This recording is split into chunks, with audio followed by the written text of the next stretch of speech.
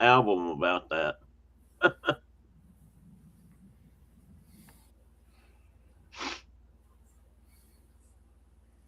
Well, any minute now it should go live. Is Mark Morning. coming on today? I was going to save that till we got on. He called me late last night and said he wasn't going to be able to make it, and he was apologizing because. Oh, there we are. Oh, jeez. He was his boss. The guy he's working for this summer called him late last night and needed him to come up, I got you. and I had Is an echo he there. is he poking cows? He is poking cows today, and Okay. he won't. He's just not going to make it. He felt bad about that. He wanted to be here, and if we come back again for anything, he'll be here. But that guy called him last night late, and he didn't. Mark was not expecting it. He fully intended to be here today, and I guess he don't want to turn that guy down right now. As far as I know, he's signed on for an actual job. He's not just helping him. So Well, it's kept him. what I learned while I was out there, it's kind of mission critical. Uh, Summer range and winter range, and Yeah. getting here. I'm sitting here in a t-shirt and a pair of shorts. It's going to hit 90 whatever degrees today, and they're already worried about the first snow. Good morning, Carol. Good morning. I don't know the name, but who is B Rye on the fly? Is that Brian? If that is, good morning, Brian. Welcome and welcome in. Good morning, Miss Carol. How are you today? You might have to help hold me up today. Hopefully you can hang around a little bit because I might need help. I might need help getting some post or getting some things listed or highlighted or whatever. I can't even think this morning. I was gonna see. Hang on a minute. I'm gonna see if my wife's signing on. She was gonna try to. I talked to a guy yesterday for. I've struggled. I've been struggling with this program to get things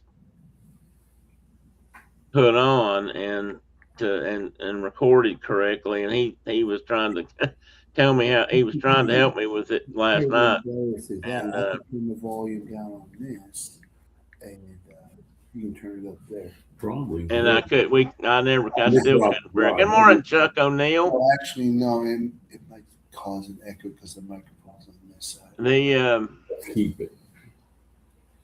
um oh shoot, I forgot what I was gonna say. Anyway, good morning, Shannon, and good morning, Dave. Good morning, Good Tim. morning. And in the background there, we hear Chris McNeil helping out Dave a little bit this morning. The We'll see. We'll give people a couple minutes to get in. And hey, Tina, good morning, Tina. I didn't see you. I apologize. The I know we've got a couple of folks that we're hoping maybe are going to make it in. I was just telling the guys, Mark, who's a key ingredient in this whole soup we made here called the fishing trip, it's not going to be able to make it this morning. He got called into work, if you will. His boss called the guy he's working for this summer called him, needed him to show up this morning to move some cattle. I'm not sure exactly what was going on. That wasn't expected, so maybe they had a problem. And but it was kind of exciting yesterday. Mark, when we talked, he called me, and one was to tell me that, but the other was to tell me about something else. He and his daughter Caitlin had been out in the desert somewhere, and they found a big stash. They found a big fossil site. They uncovered a bunch of stuff they'd never found before, and he was just beside himself about what they'd found. And what they found was like some skull parts and jaw bones and things of the I won't be able to say this right, brontotherosaur, and another one which is basically rhinoceroses, prehistoric rhinoceros, 50 million years old, and he was all worked up about it, Nice shirt. and had called some people, the BLM, in to document it, and they were going to try to. I don't know if they're going to be able to like fence it off. They're trying to keep it protected because they found a bunch of stuff they'd never found before. He'd never found those kind of jawbone pieces and stuff before. He was all excited about that last night. That's not where he's at today, but that's what he was doing yesterday afternoon. And he posted some pictures on Facebook, I think. So if you're interested, by all means, check out his Facebook, and you'll see what was up. Was this up in Montana? It was in Wyoming, Tina. We didn't get to Montana. We got close, but we didn't get to Montana. We did get into Idaho, and we were, of course, in Utah, but we didn't get to Montana. That was one we didn't make it to. And Tina said, Carol said something. Oh, hey, Chris, you made it in too. Carol said something, I missed it. Because she corrected herself. Oh, I hope Mark will show us pictures. He will. I'm sure he will. In fact, we might even do a show about that next time if he wants to. He's keeping the site secret, of course, because he doesn't want anybody to go out there and start digging in it. Out there, the BLM can catch you, but they can also, they're just like everybody else right now. They're shorthanded, and it's hard. They can't cut. Hey, Brenda, good to see you. Thank you for making it in this morning, babe. BLM's just like everybody else. They can't find everybody all the time, so he's a bit concerned about somebody finding the site and digging it up, but.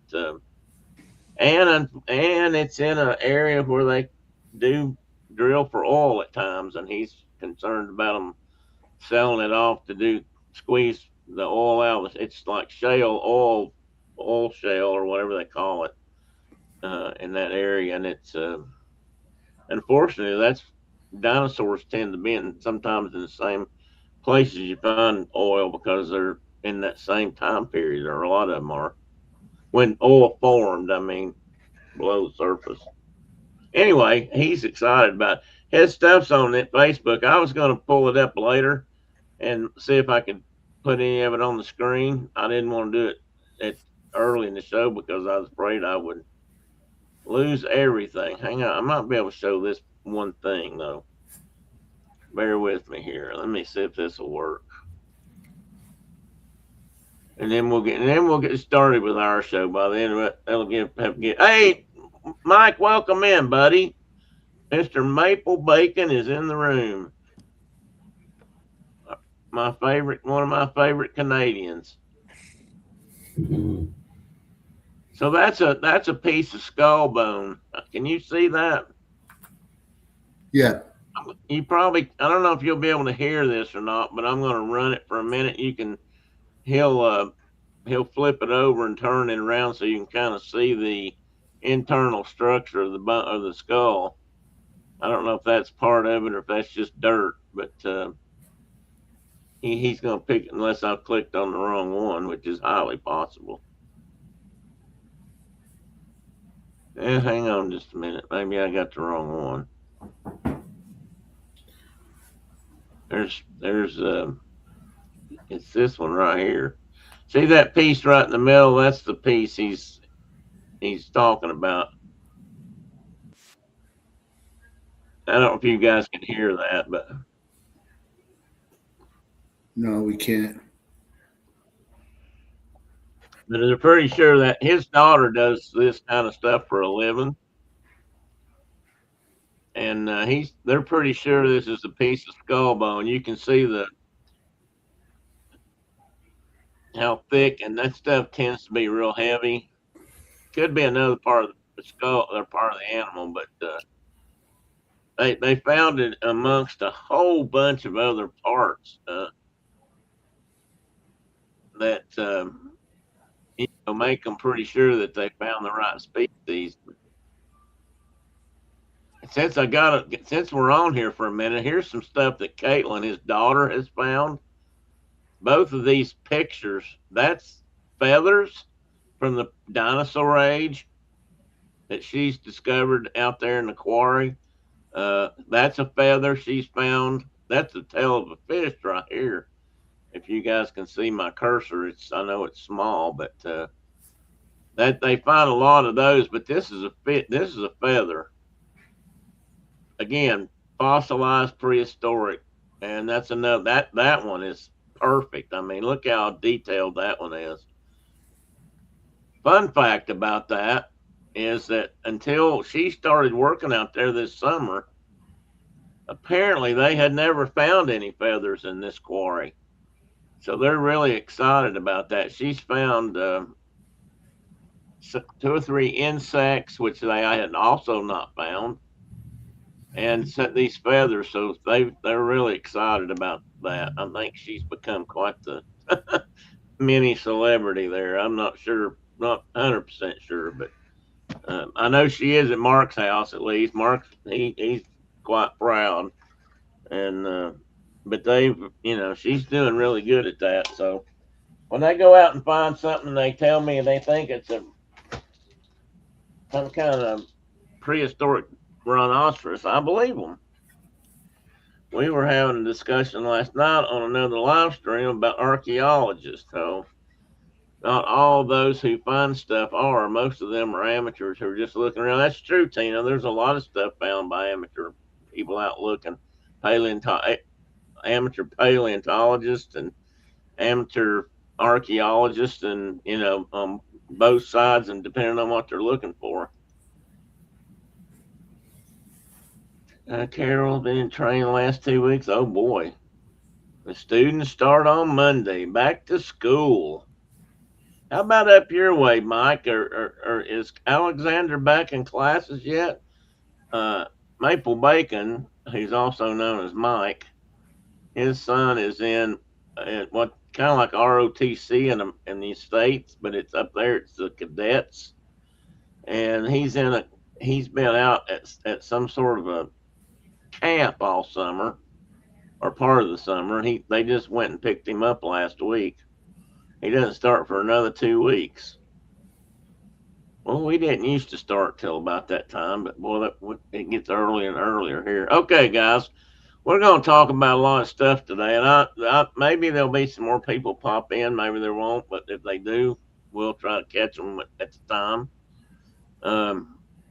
This is all about the Cutt-Slam trip the adventure, I think we would probably call it, and the oh wait a minute, I did that wrong. But there is one thing I want to lead off with first, so I'm gonna open that up and we'll talk about that, and then we'll get on with the real show. Won't take that long, I don't think. Although there may be some it's open for discussion, I suppose. Anyway, I mean.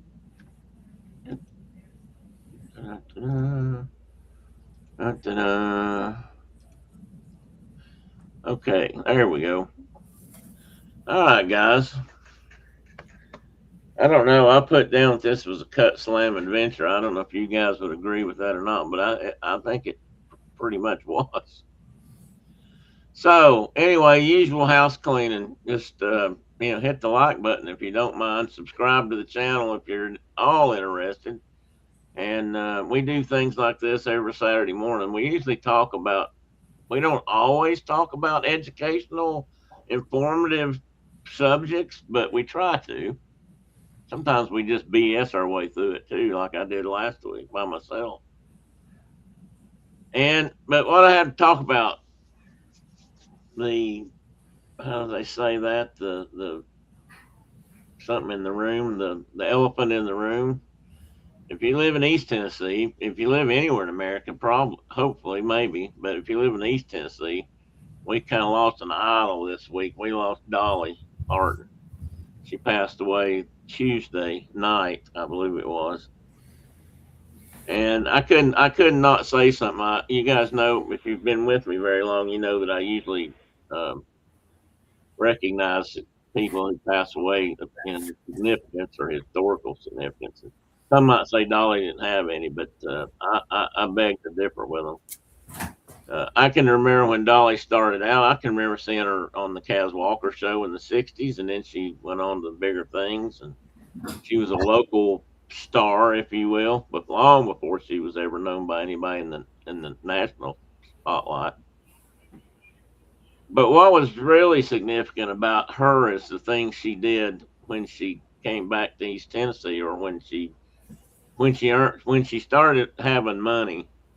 Almost immediately she started giving it away, and sure, she bought Dollywood, and she did invested in things like that. But that's just something like people with money do. But she also spent millions of dollars for books for children, and she donated tens of millions of dollars to cancer research, and most people don't know anything about that.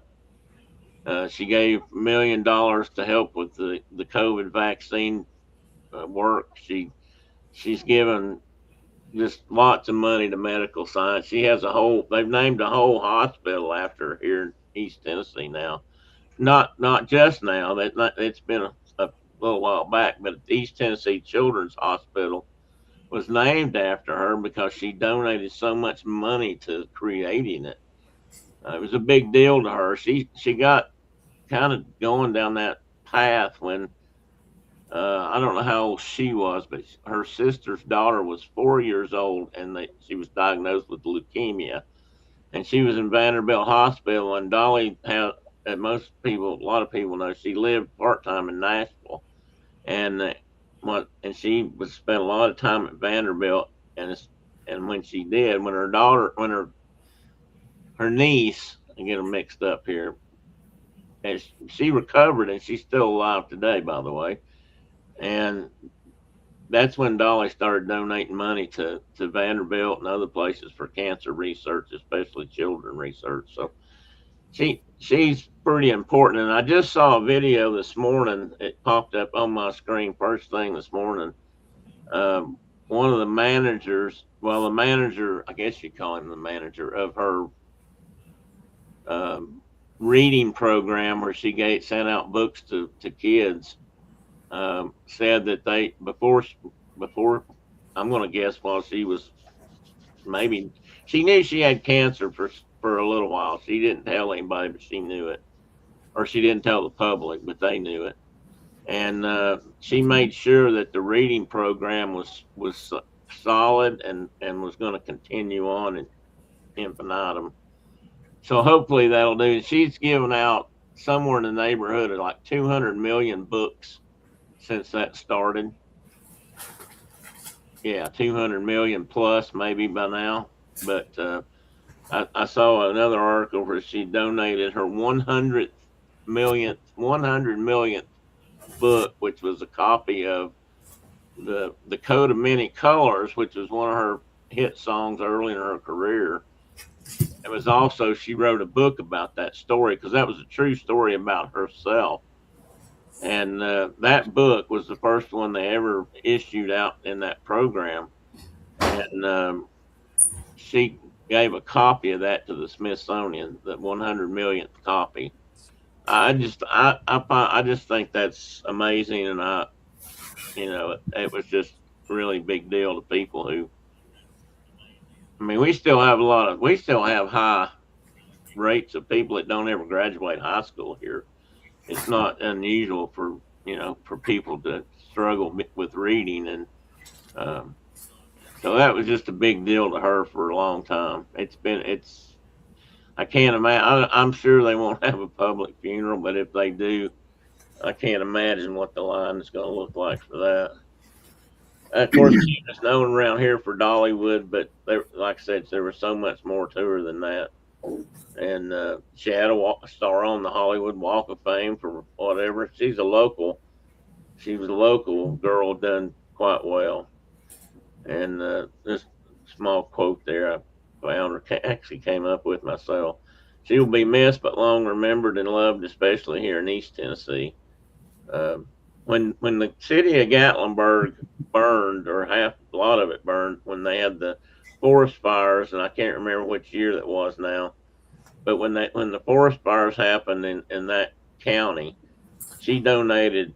She came out with a program where she gave anybody who was homeless money each month for 6 months or so till they could find another place. And then in the end, she added $5,000 to that for each family that she'd been helping.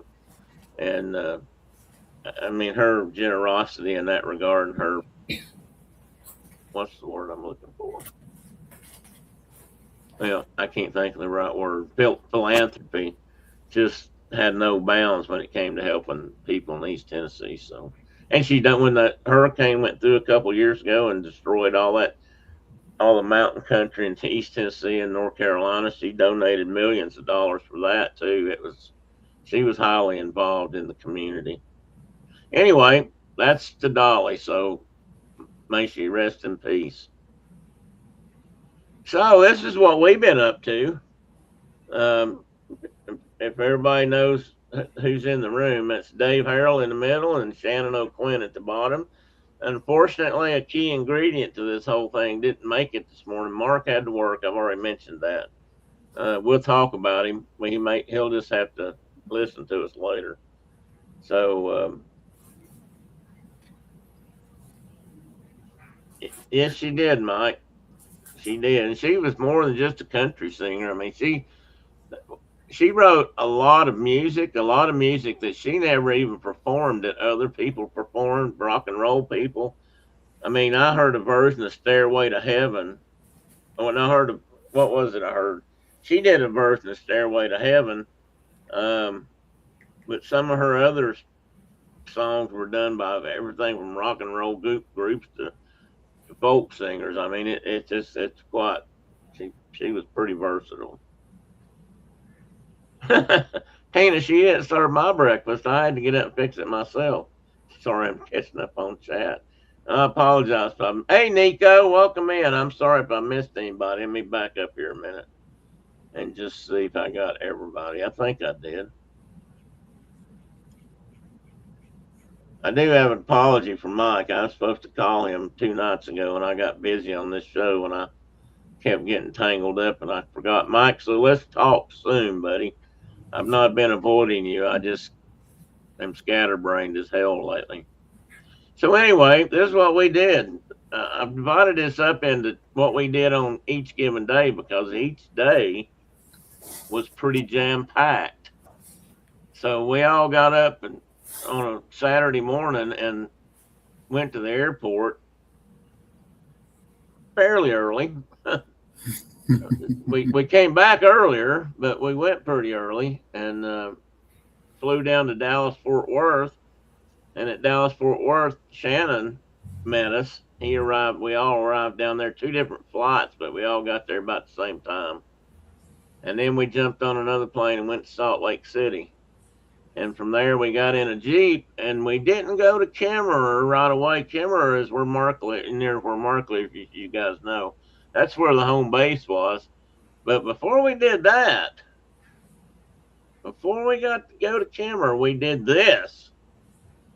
We went, guys, you got to talk about this fly shop a minute because this is the most amazing fly shop I've ever been in my life. I swear, if I was a fly tyer, which I always wanted to try, but if I was tying flies, I don't know if I'd ever gotten out of this store. This is, I didn't know if I clicked on that. Sorry. This is something Shannon and Dave knew about. I had never heard of this place, but Shannon has watched them. Shannon, if you could elaborate a little bit, you've watched these guys do videos for years, I guess. Yeah, they're famous on YouTube as far as time flies. They've got this skill builder um, library where it talks about anything and everything associated with fly tying and fishing. And so anyhow, this guy, he's kind of bigger than life. I don't know his real name, but he goes by Cheech. And he's always the guy, most of the time, the guy that's on the videos. But then there's another guy. He's the manager of the store. His name's Lance Egan, and he's famous in the fly fishing competition world. And But he's since retired. But I don't know. I didn't really know what to expect when I went in this place. But you know, you know, I just saw the storefront on um, on YouTube, and so we go in there, and yes, I mean, if you're a fly tyer, they have more materials than you can imagine. Um, Most of the time when you go into a fly shop around here, you could get about half of what you need to tie a certain fly. But you go in that fly shop, it's got everything you need. But Yeah, what was I yeah, can't well, imagine not buying it. Go yeah, ahead. I was just gonna say what's so impressive was, we just thought, these guys, they're kind of famous, and uh, really wasn't expecting, you know, um, kind of the how nice they were when we walked in, and they welcomed us. And I was all trying to get photos, and of everybody, and they were just nice people. And just had a good time. Now, I did show up with one fly that I wanted to buy at this fly shop. And um, it's called Parachute Adams, and it's a mayfly imitation. And um, it's not a real hard fly to tie, but I just didn't want to take the time to tie it. And I thought, well, I'll just buy some at this fly shop. And they had thousands of flies. And I walk in, and that is the only fly in the fly shop that they had a spot for it, but they had all been bought before we got there. So anyway, I don't know who, and I'm not. This is no. Don't take this wrong by any means. It's not. I'm not belittling them. I don't know who helps them tie their flies, but that place had thousands of flies. I mean, thousand upon thousand, probably. I watched the video. That if you go look at their shop, that picture I have in the bottom. I don't think I brought it in as a link. No, that there's a link to that, or that is a link. Maybe that's on Facebook, but if you go to that, it actually takes you to YouTube, and it gives you a little tour of their facility there in Orem, and Orem, Utah, which is suburb of Salt Lake City. And they're walking around in there, and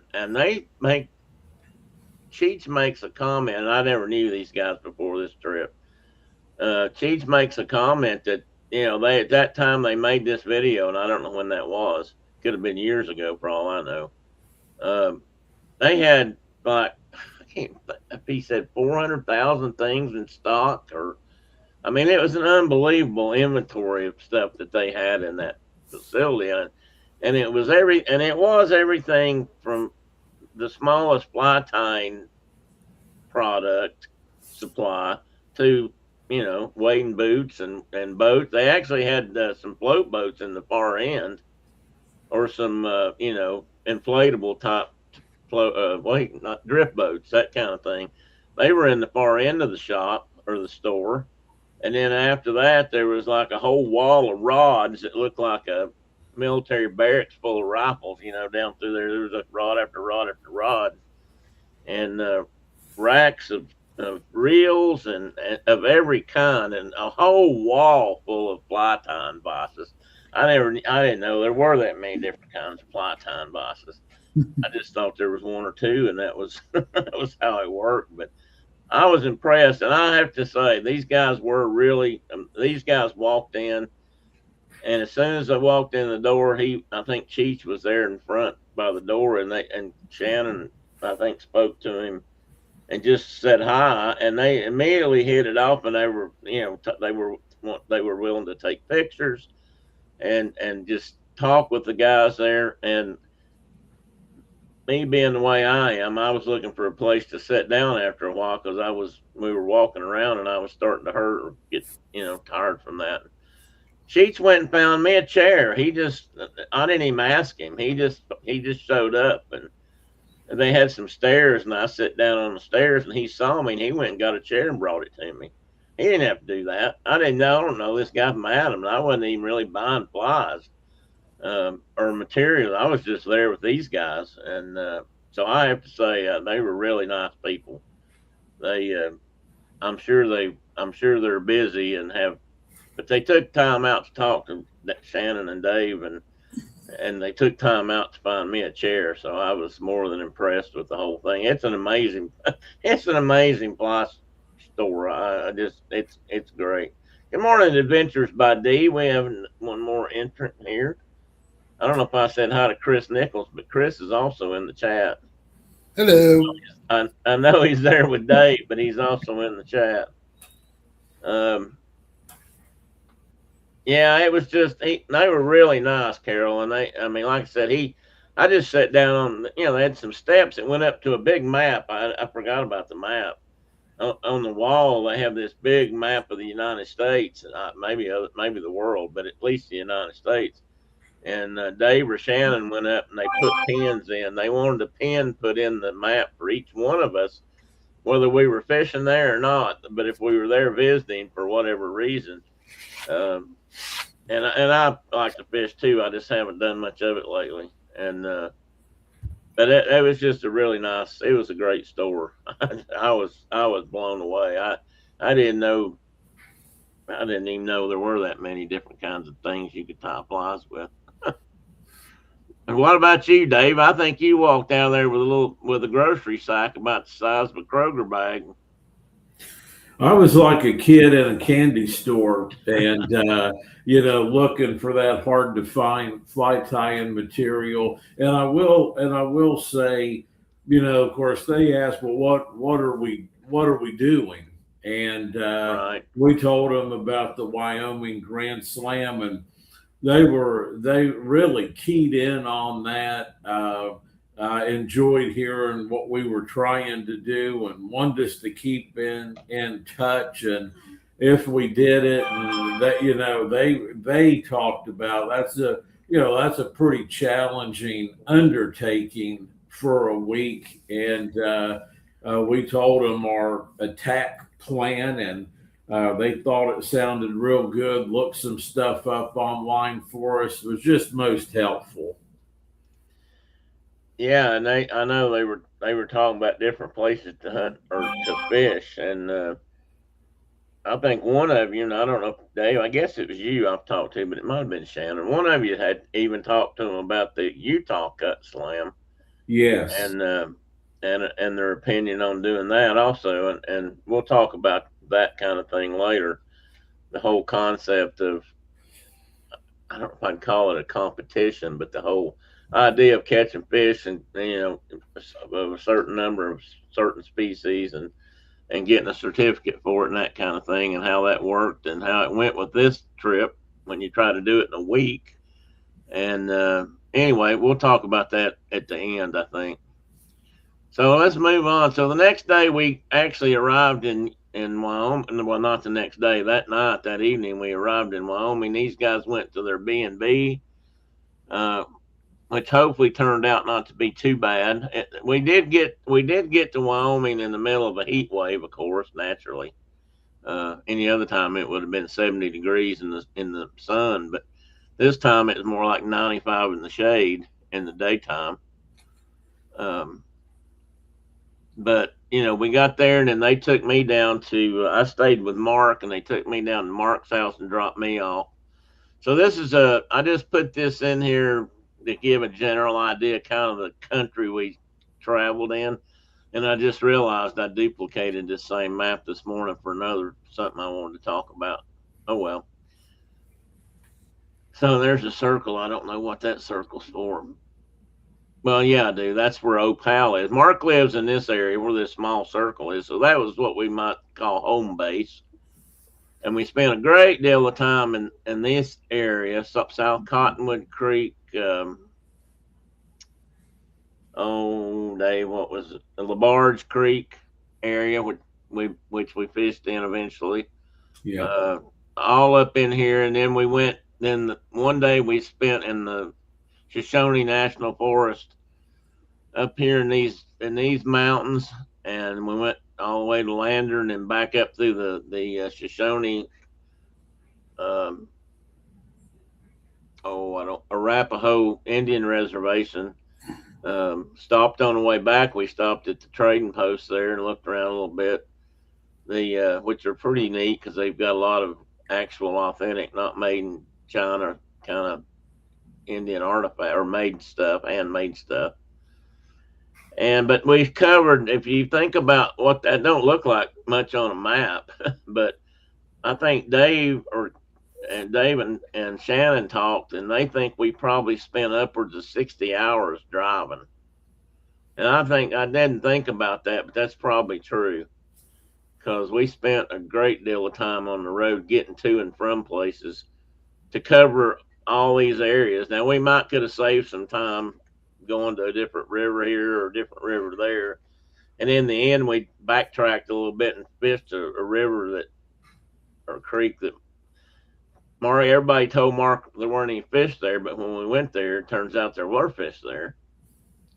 So that was a big deal. But you guys got anything to say about this part of the trip? I mean, the travel, the area, the ground we Well, covered. yeah, just to say, Tim, that the drive from Salt Lake to Kimmer was just absolutely beautiful. That high desert country, uh, just very very intriguing, very different landscape, right, than what we have here. And we can talk more as we go on. But Mark's contribution to this trip cannot be understated. And so the very first day we go, this gentleman opens up his home to us. Tim's been there before. We're kind of strangers, and opened up his home, fixed us pronghorn burritos the first night, fed us, made sure we had everything we needed for the trip laid out, kind of the plan. All of that happened the first night, so it couldn't have started off any better than the hospitality of Mark and his family, and what they did. They made us feel at home. We were kind of struggling with some jet lag and what have you by that point in the evening, but it was that first day was a great kickoff. Yeah, and I wanted to mention that you'd said 60 hours driving, but most of that 60 hours uh, we were driving in national forest on BLM Mm. public land, and it was dirt roads, high up in the mountains, uh, and beautiful scenery. So it wasn't a bad drive. It was slow and rocky, and I've got a video I'm going to show you. I do have a couple of videos that I managed to salvage so far, and those burritos, Nico, those burritos were pretty darn good. I'll just tell you right now. Um, that they were Mark cans his. We've talked about this on the show, I think, but Mark cans uh, his pronghorn meat most of the he pretty much any wild game he harvests out there. He cans it rather than freezes it, and he now I thought they were quite good. I might could have spiced mine up just a tiny bit, but I do that anyway for anybody. So, but it was really tasty. Nico, it's got to be. Don't let anybody tell you it's not any good. A lot of people think pronghorn tastes sagey, and they do eat a lot of wild sage. That's one of their main food stays in the wild. But if you cook it right and if you prepare the meat right when you harvest the animal, it's great and it's tender and man, I mean, I've had it several times with Mark over the years, and I've yet to have a taste, a bite in my mouth that wasn't just delicious. I personally am a fan. I hope to go out there someday and bring one home from my own kitchen, but I Yeah. guess time will tell. But I still have a little bit of time left, hopefully. The excuse me. So and during all this, as Shannon said, we were up and down in the mountains. The roads were rough. I mean, some of these back roads were like what we used to, like a corduroy road back east, but made out of logs or something. But it was, I mean, they were, some of them were pretty decent.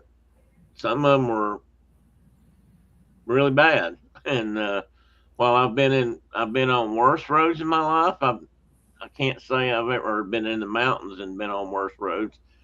Uh, for long periods of time, we spent a lot of time just navigating over rocks and bumps and all that. And I do have a video that will kind of explain how I felt or how it was. So now this doesn't look like much, but I want you to bear with me. This first video, both of these videos were weird.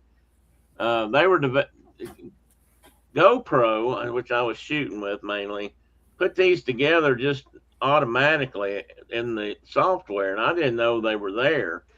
And one of them is messed up, but the fact that it is messed up is why I want you to see it. And I'll probably skip through some of it, but I want you to just bear with me. And you're not going to be able to hear it, I don't think.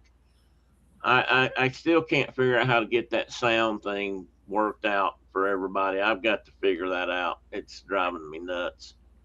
But bear with me. At least watch the images, and you'll get the general idea what some of those 60 hours in the vehicle felt like.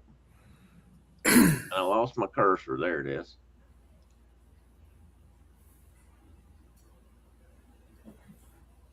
This is the first morning we were loading up the truck, getting ready to go. Oh, and that's Elliot in the middle, in the back. And you'll see it's already started. And this is kind of what it felt like about half the time.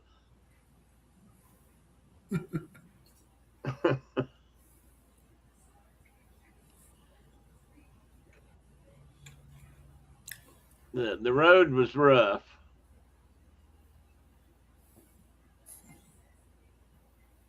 And every once in a while it would smooth out a little bit.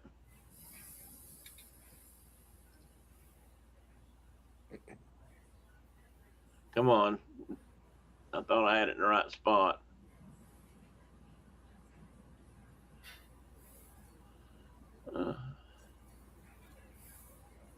I might have missed it. Oh, there we are. Every once in a while it smoothed out, and then we arrived. And I'm going to save that because I've got this second part of this video is more of that. This is the first location we went to, which was Salt Creek. And this is where the first day, and we were looking for bonneville cutthroats. And there's my cursor. I keep losing my cursor. So this is some of that, and I can't make this, the way these are set up, I can't make them full screen, so I hope you can at least get an idea. But the guys got out, they were fixing their trucks. Mark brought his pup with us because he wanted him to try to, look for birds and whatever else he wanted him to chase. He's got a bird dog, but he wants him to hunt. He'd like for him to hunt some small game, mammal-wise also. But, this was after the guys had arrived. They've got to unpack their gear. They've got to hook up, get their, decide what they're putting on. And this is part of the creek. They fished this in a couple of pools, but this eventually turned into a section of beaver ponds, which I think they're getting ready to show up on this screen. And this is just that little Salt Creek Valley area, which this higher country where there's bigger trees and mountains, to me is just gorgeous. So that was where we were at. Don't start. Let me go on to another slide. So here's what that looked like, those beaver ponds. And again, it's just so lush when you get in there. And you guys walked in some of this. It's pretty thick stuff, wasn't it? I wasn't out there wading. That was another problem. I I burned my leg severely right before we went, and it, on top of being gimped up already, that really slowed me down a lot. But this is a typical beaver pond for this area, and if you could look, it kind of starts way over here somewhere. There's a bit of brush right there. Yeah, and then down in here, and all this is the main dam. And I don't know if you guys fished this exact pond, but you fished a couple of these in here, and that's where the bonnevilles were in this particular case. I believe Shannon, you can correct Yeah, me if I'm wrong. yeah, Uh, yeah. I don't know. Can you hear me? yeah. Yeah.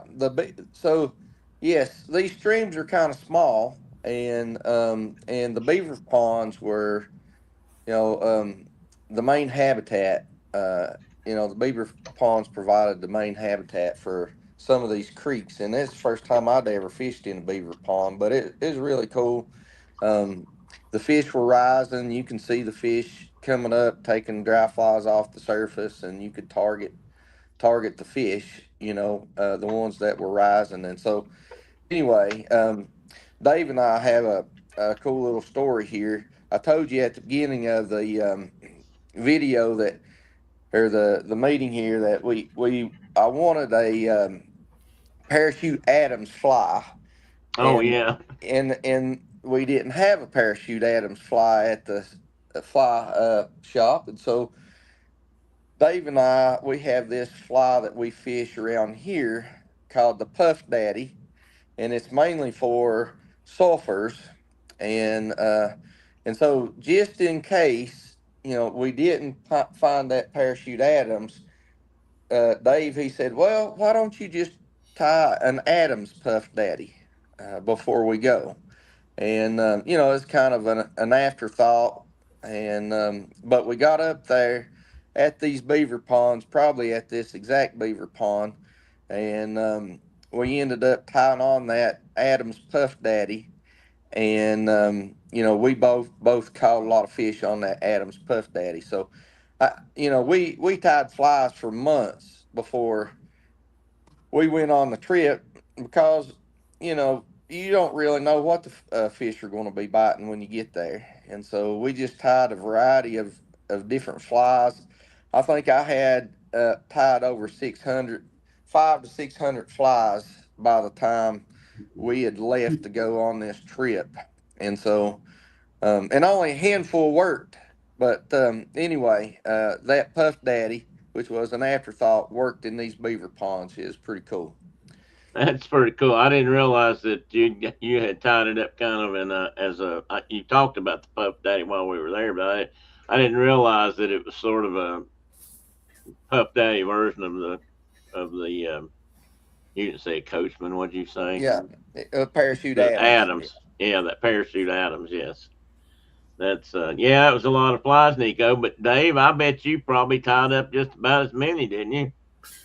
Shannon got out ahead of me, but yes, I had a good box as well. And again, kind of building off what Shannon said, the whole goal in going out there this year was what we call the hopper dropper time frame, meaning what we were looking for is when grasshoppers in these fields, like Tim's showing, in this vegetation, there's a lot of grasshoppers, okay, and they do accidentally, they're terrestrial species, they do accidentally find themselves in the water, and when they do, that gets the attention of fish. So that was the plan.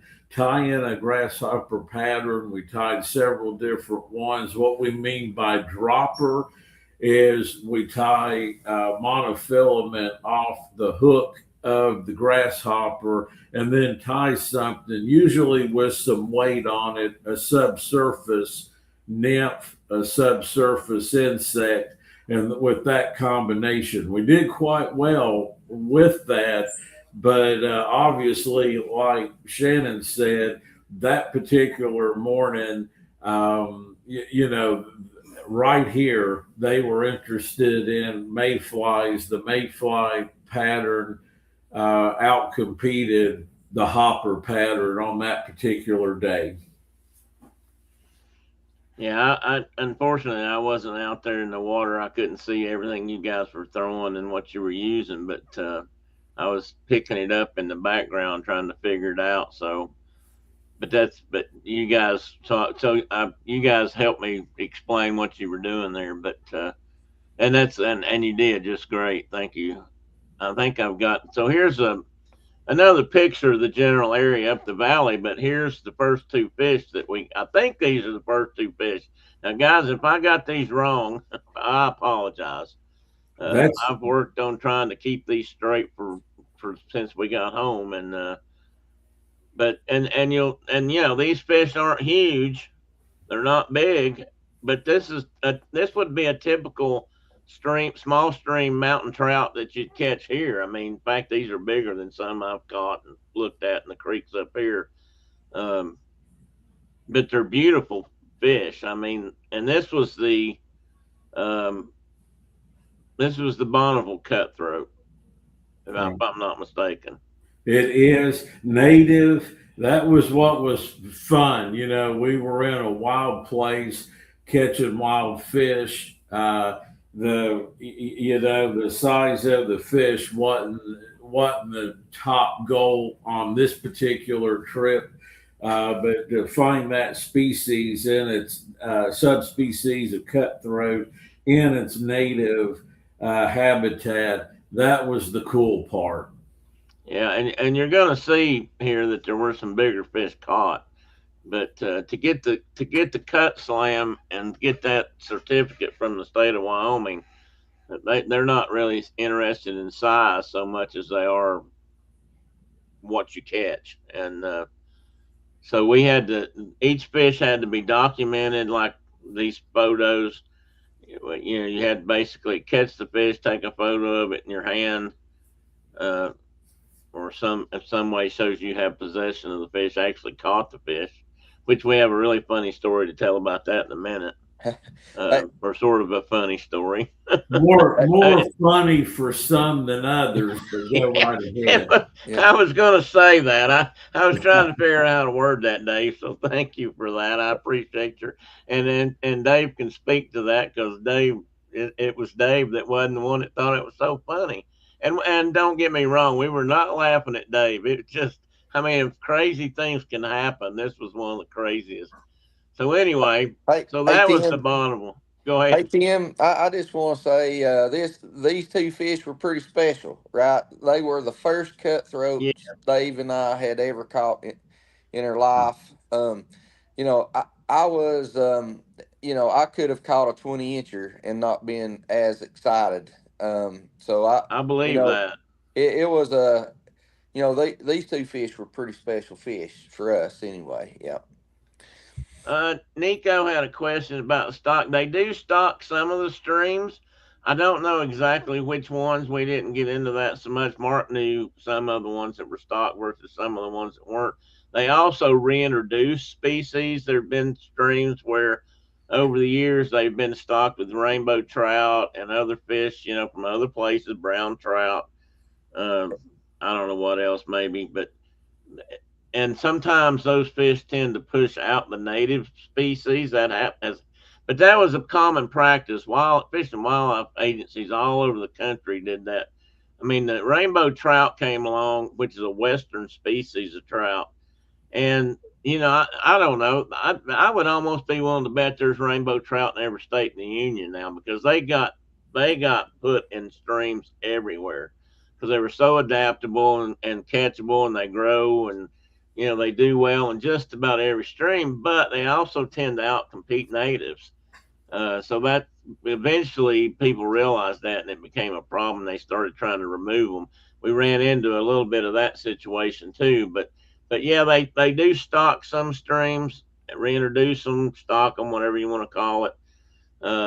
By reintroduce, they put them in streams where they're no longer found, but streams where they should have been historically, and so there's that going on. But some of them are native wild born trout, and I suspect these two are.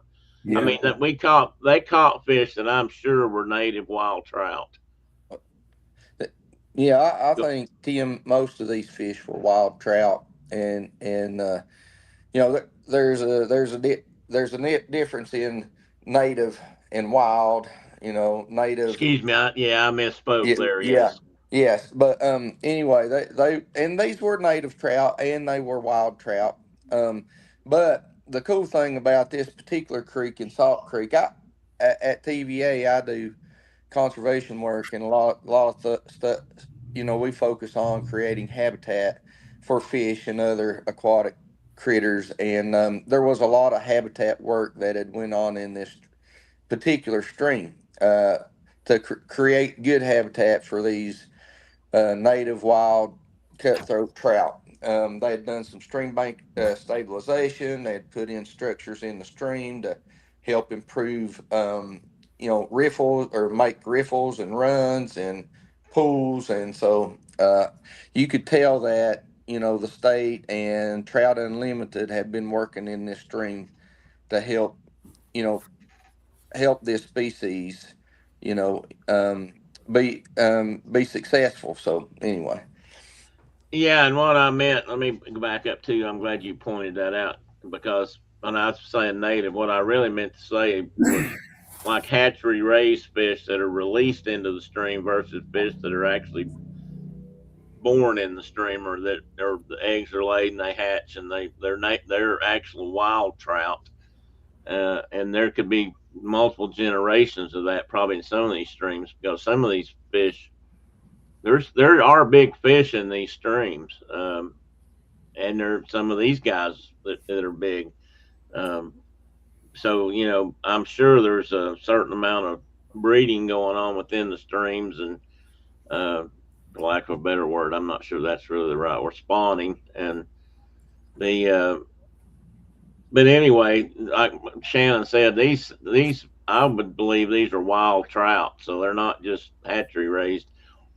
People talk about that around here because there's multiple fish hatcheries in the state of Tennessee, and one of the things they raise here in these hatcheries are a lot of rainbow trout. And some people tell me they can tell the difference, and they probably can. And I know sometimes you can tell by how they've rubbed their tails off or their feathers, their fins, when they grow up in these concrete environments where they hatch them out and grow them and then turn them loose, versus a fish that's actually born in the river. And but these appeared to be certainly native. That was the key. That was why we were there. But wild born, wild raised. So that made these fish pretty special. And I didn't realize, Shannon, I didn't think about it. I probably should have realized that these were the first cutthroat. Because I forgot, you hadn't been here to this area to catch them. And cutthroat they aren't everywhere, but they're primarily a Rocky Mountain species, but they're just located in certain areas of all these valleys and streams. They're not in every stream. They're not in every watershed. They're scattered all over the West. And there are in Wyoming there are 4 or 5 subspecies, but there are other ones in Alaska and Montana and Idaho and Utah's got their own, Colorado. So I mean they are scattered about in the West, but they're just not in every stream. You gotta kind of want to catch these guys.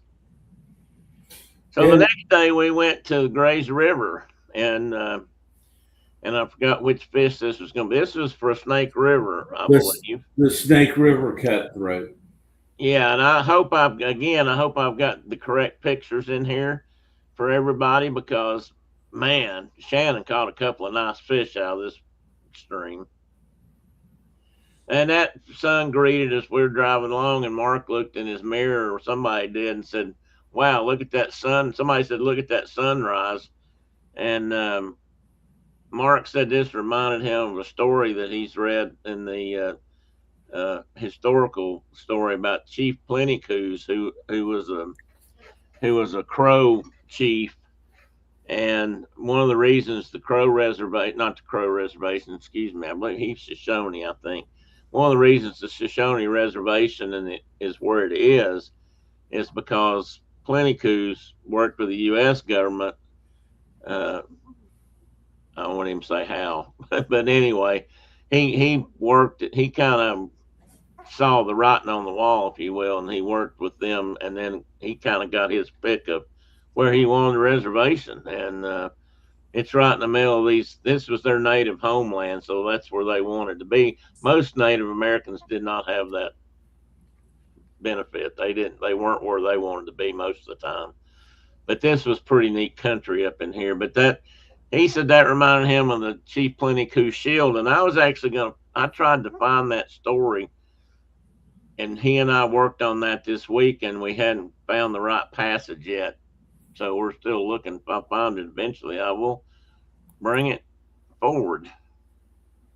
It's hard to believe between the books he and I have that we couldn't find this. But then again, maybe that's why we couldn't find it. We didn't get to the right book yet. Now, one of the coolest things about this morning was, and it was about, we started out about 7,000 feet. I'm not sure the elevation now. We may have been another 1,000 or two in that area, but it was about 40 degrees, I think, or 40 something degrees. And Mark suddenly hits the brakes on the truck. We slide to a stop, and he backs up. And he says, that was either a stick on the road or it was a rubber boa. Well, the wild thing about that is he'd never seen a wild rubber boa. He's seen lots of pictures, lots of images, but he had never seen or handled a wild rubber boa. And for him to say that, to tell us that he never handled one, never caught one, never seen one, I don't know if people realize what a big deal that is, but this man has picked up snakes and hunted snakes and spent thousands and thousands and thousands of hours in the wild in Wyoming, and he had never seen this particular snake species. That's a big deal. And he contacted some of his fish and game friends, fish and wildlife, fishing game folks. And some of them were excited as he was, and some thought, okay, we'll put that in the books. So, some people don't realize its significance, but this was the furthest south that this snake had ever been documented. But it was a neat little snake, and it was calm and collected. I mean, he just picked it up. Of course, it was chilly, so it wasn't moving real fast, but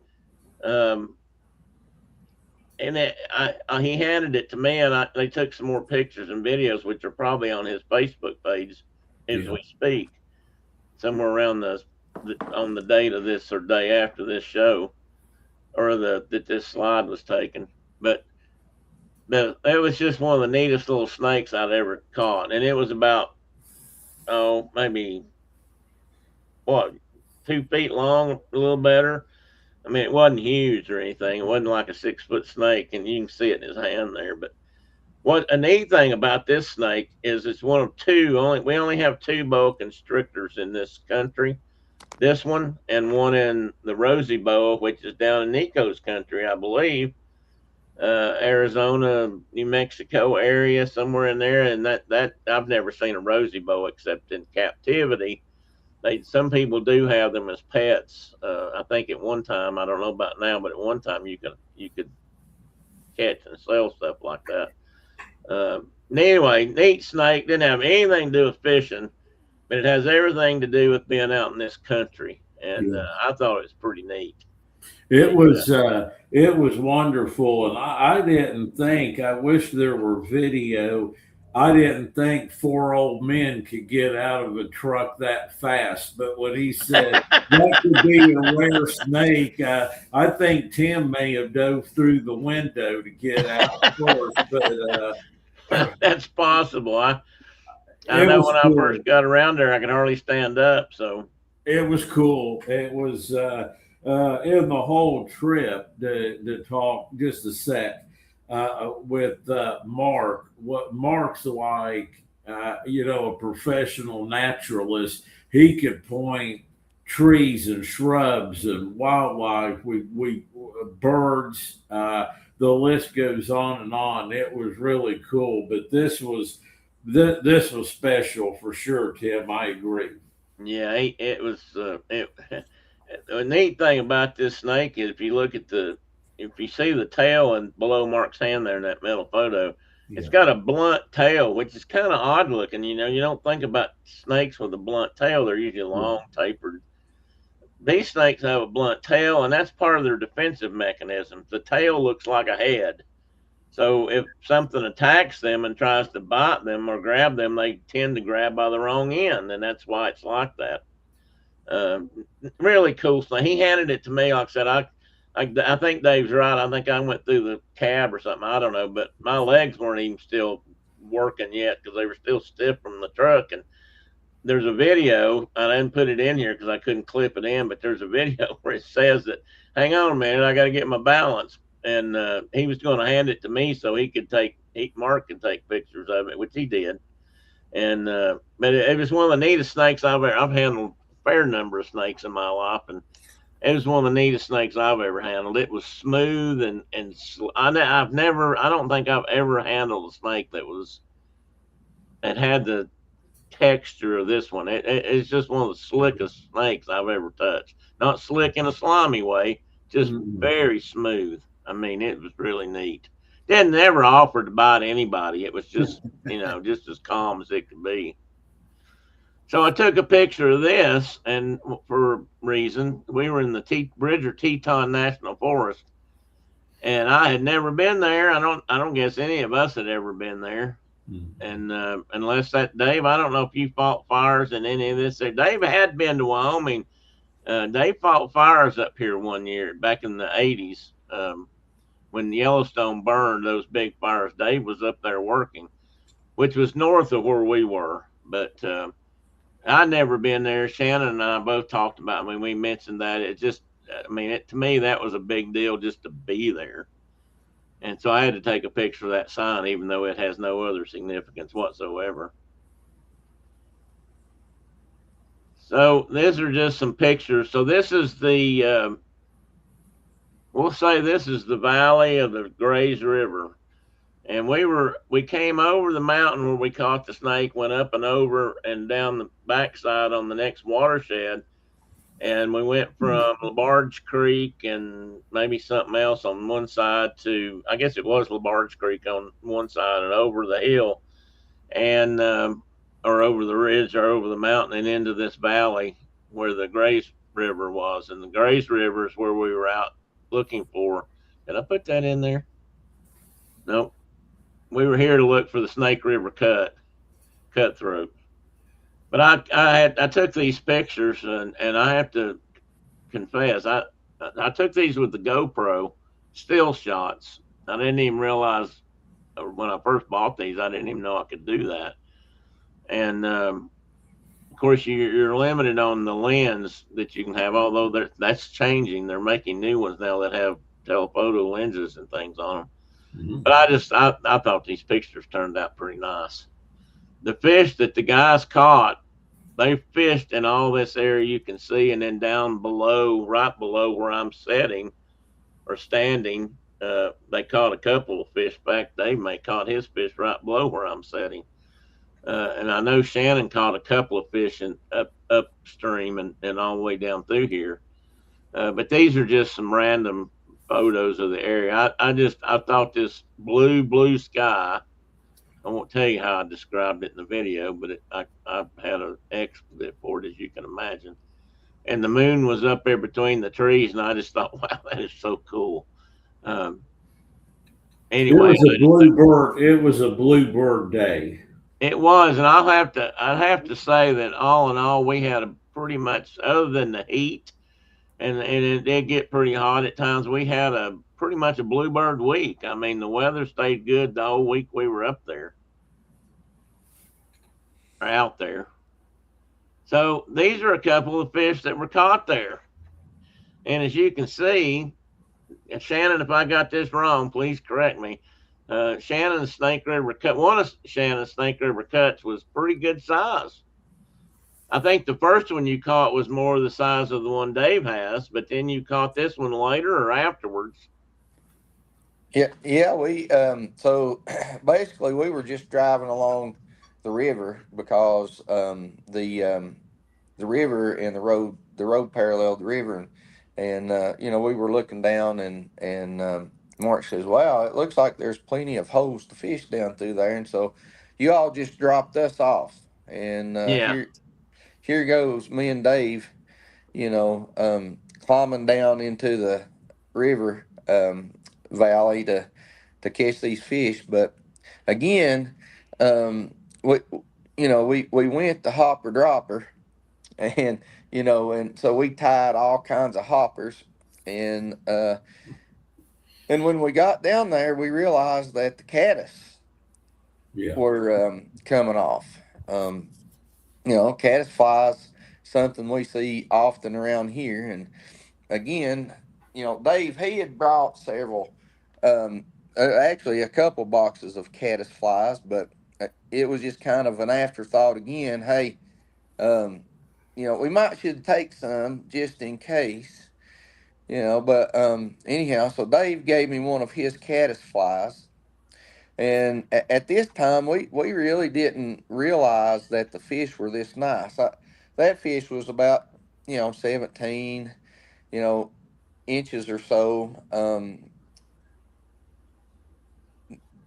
And am I still on or something? Yeah. yeah. Yeah. I Yeah. just made you big for a minute Oh, while you okay. were talking. Yeah, and It's a new trick I learned. yeah, and this fish was about 17 inches, and but I'd already, I'd used Dave's fly because the hoppers weren't working, and I tied this caddis fly on, which is a dry fly, is an elk hair caddis, and I'd already hooked one fish that was a monster, and it was such a surprise because the day before we were catching small fish, um and it was in it was in this big pool, willows hanging over the pool, and these cutthroat, they're notorious for these slow motion dry fly bites, right? Like you see the whole thing. Your dry fly is floating through this hole of water. The cutthroat comes up, and I mean, it's like you see the whole thing. It's just a slow motion take. Oh, I didn't realize that. That's Yeah, they're interesting. known for that, and a lot of people miss them because they set the hook too soon. But Mhm. Mm. I'd hooked this fish, and it got off, and Dave was down below me, and I was kicking rocks, and kind of whining about it, and so I go up to the next hole, and I make this cast, and here's a slow motion take, and I set the hook, and it was this fish that you see me holding in the picture, and I mean, you know, uh, when I got that fish in, my heart was beating. My heart was beating so fast, like I was like, so excited, and here I am running downstream with this fish, in my net, and Dave's like, "Do you have a fish?" But anyway, it was a surprise to both of us that the fish were so good. I mean, the fish were so big in this stream, and this stream wasn't very, it wasn't very big, wide. It wasn't very deep, and so just about every hole in this Grays River had, like a 15 to 18-inch fish in it. I mean, it was a pretty cool river, and a really special place. But ultimately, Dave and I had, again, we started out with hopper dropper. The fish weren't taking the hoppers, and we ended up catching these fish on caddis flies. But You just anyway, that never know. That's why you go with 600 flies, because you just don't know.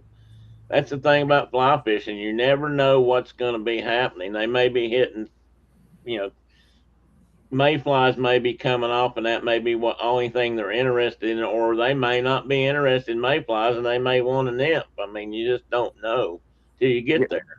yeah, and so I'm going to lay the groundwork for Dave's story. Okay, go So for that. yeah, so Dave and I fish all the way down to where Mark and Tim had parked.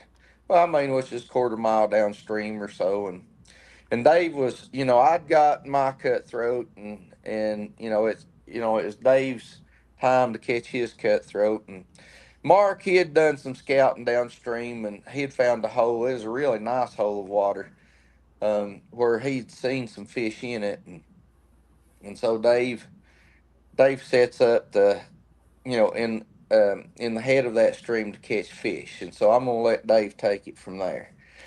All right, And Dave, you're on, buddy. You're on the big screen here. Tell your story now. here we go. So made the cast, hooked the fish. It was a smaller fish, like the first one Shannon caught, and I landed it. Okay, while getting the hook out of the mouth, while holding on, Shannon's about to take the picture. It escapes from my hand before the picture was taken, and it kind of just goes a little ways right into this riffle. And I thought I could probably run around, still grab the fish. About that time, though, a big fish like the one Shannon caught ate my little fish. So now I'm still technically empty handed because you have to have a picture to count. I hooked a couple nice ones, but that day did not have a photo of me with the fish. Now, what does that do to the trip, right? What does that do to the goal? Well, that meant Mark went to plan B when we came back, right? We came back the next day, which didn't hurt our feelings at all. We could have stayed on the Grace River. It was beautiful, but then got my Snake River cutthroat that day, and Shannon went on to catch more. And the picture of Shannon, the one on the right, really doesn't do this fish justice. The color of yellow and those spots truly has to be about the prettiest fish I've ever seen. It was gorgeous, colored up beautifully. So we're back. We technically, I guess the schedule, we lost the day, but now we both have two of the four subspecies, right? So Yeah. we're back on schedule. I fed a good sized fish with the one I should have caught the first day, but we're kind of back on track. Was that the story, Tim? That's the story. And Okay. I want everybody to know I'm not laughing at Dave. I'm not. This was just that. But Dave, things like this can happen to Dave, and they may not ever happen to anybody else. But here he was trying to reach down and get the fish he just caught for his Yeah. photograph, and suddenly this big fish comes up and just swallowed it whole, just gulped it down and took off with it. I mean, I just don't. That's you can't make that stuff up. It's just, it was amazing, and it was just both funny, and I mean, and trust me, we probably cried over it in a way, because it meant we well, Dave didn't know he wasn't going to catch another fish that day, but Yeah. we could say it put us a day behind. We caught up, but it was just, I mean, it's just one of those things that doesn't happen every day.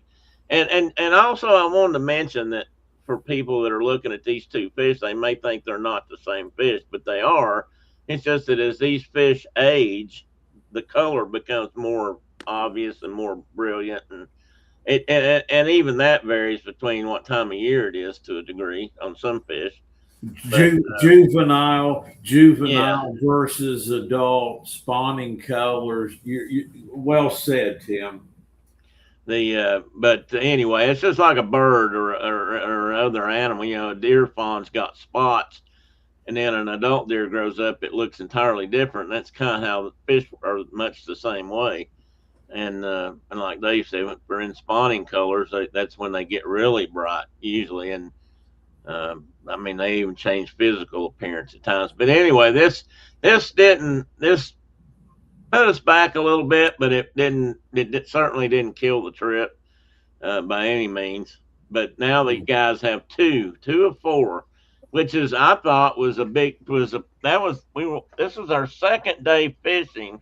Well, the third morning actually, technically the third morning Dave caught his officially, but by that point these guys have 50% of the fish they're after. Because again, we're not after numbers, we're after species, and so they've caught two. And honestly, I thought by the second day to have caught half of them, I thought we were doing good. The more we worked at this and the more ground we covered, the more I think I realized that, hey, this is not an easy thing to do. You just can't walk out here and catch four different species of cutthroat trout. You got to work for it. And you could spend 4 years, or you could spend the whole summer and catch these four fish and get the same result that these guys got. Or you could do it. You might have to do it like we did when you're on a limited amount of time and you just set a goal for yourself to try to do it in a week. And that means it takes some effort, buddy. It's not easy. I guess you could get lucky and it could be easy, but I'm never lucky. So anyway, the next day, day 3, which was August the 4th, we fished an area of. We went back to the Grays River. In fact, we went back to those same locations. And when these guys said that Mark and I had dropped them off, we that's what we did. We let them walk down to the river. I honestly couldn't get down. I'm ashamed to say that I'm too gimped up to get down there. But in this case, and we were still trying to figure out the camera thing. So again, we don't have as much footage of this as I'd like. But the but we went to that same spot because, I know what I was going to say. We dropped them off and then we drove down just a little ways and we found a good pull off spot and we pulled off and backed up. And I just found one of the most perfect setting logs. It just had the greatest view. I just could, I could have probably sat there and died and been perfectly happy. But, that's why we drove down to let them work the river the first day. And the second day, we already kind of knew where some of those holes were, so we drove closer, and the guys went down and started fishing. And then at some point, I heard the hello, we got it kind of thing, and up we went and back in the truck and off we drove. And I didn't know exactly where we went that day on Cottonwood Creek, but we were somewhere inside that oval, I'm pretty sure. And you can kind of see, this is just to give you a reference. This is western Wyoming, and this is Idaho right here. So we were right. In fact, the first day we were there, I don't think we did. I'm not sure. I don't think we did the second or third day, but the first day we were out fishing, we actually crossed into Idaho and then back into Wyoming because that's just how the roads are. Yeah. And worked our way up to where we eventually ended up in the that was the Salt Creek, and then I don't think we went back that way to get to we ended up in the same general area, but we crossed the mountain. Anyway, it's a little bit different. I didn't do the driving, so I can't remember all the routes. But anyway, we started down here where this green oval is, that green egg at the bottom of the page down here, and we drove up into these mountains, and we traveled some. Again, just more pictures that I had on my camera. This is one of the kind of road. This is actually a good road we drove in there in that area up through this valley, heading over to cross into the next river section or creek section. and it's just some flowers I took pictures of while we were there. But we got to the, I guess we got to Cottonwood Creek. You guys did you catch anything there? Shannon caught. No, Oh, this is you're yes. ahead. I think, Tim. I think we go from the Snake to the Yellowstone, Wiggins Fork. Did we skip the Cottonwood? Was that the next day? Well, I'll get there in a minute. But so I've got No, these on here, so we'll talk about. Well, yeah, no, I'm that's sorry. right. Shannon, no. I Shannon, do have those two mixed up. I got the no. wrong fish in there. Shannon caught his Colorado on Cottonwood. Shannon, am I right now? Okay. Yeah, and you were right, Tim. This is the order we were in, and so But we Dave's fish came late. That yeah particular fish came later. yeah yeah that Yeah. That's what I Dave's just stuck it call in there. yeah Dave's Colorado came. That's Dave's story to tell, but that was a you know we all had to work hard to get the last fish, Yeah. but that fish was in South Cottonwood. Now I finally caught a fish on one of the hoppers that I tied, and it was called the Bob's hopper, and that particular stream was in the middle of some agriculture, and so the stream had, it didn't look like the rest of the streams we'd been to. It had a little bit of sediment in it, Yeah. some nutrients, and there wasn't a lot of fish in this stream. And plus, we'd already drove, we'd already drove probably about 6 hours to get to this point. Probably. After catching, Dave, we went back to Grays to catch Dave's Snake River, and then we drove several hours to get to here, and this was kind of at the end of the day. Yeah, and But I realized I apologize. I got the wrong fish in the wrong place on that. I and got it labeled wrong. I was trying to actually what I meant to do was put Dave's Snake River fish here because he caught it the same day you caught your Colorado. But in that case, but we've already talked about that, so it won't matter. But and we'll come back, like I say, Dave. We'll talk about Dave's side of that story. But this was Shannon's Colorado, and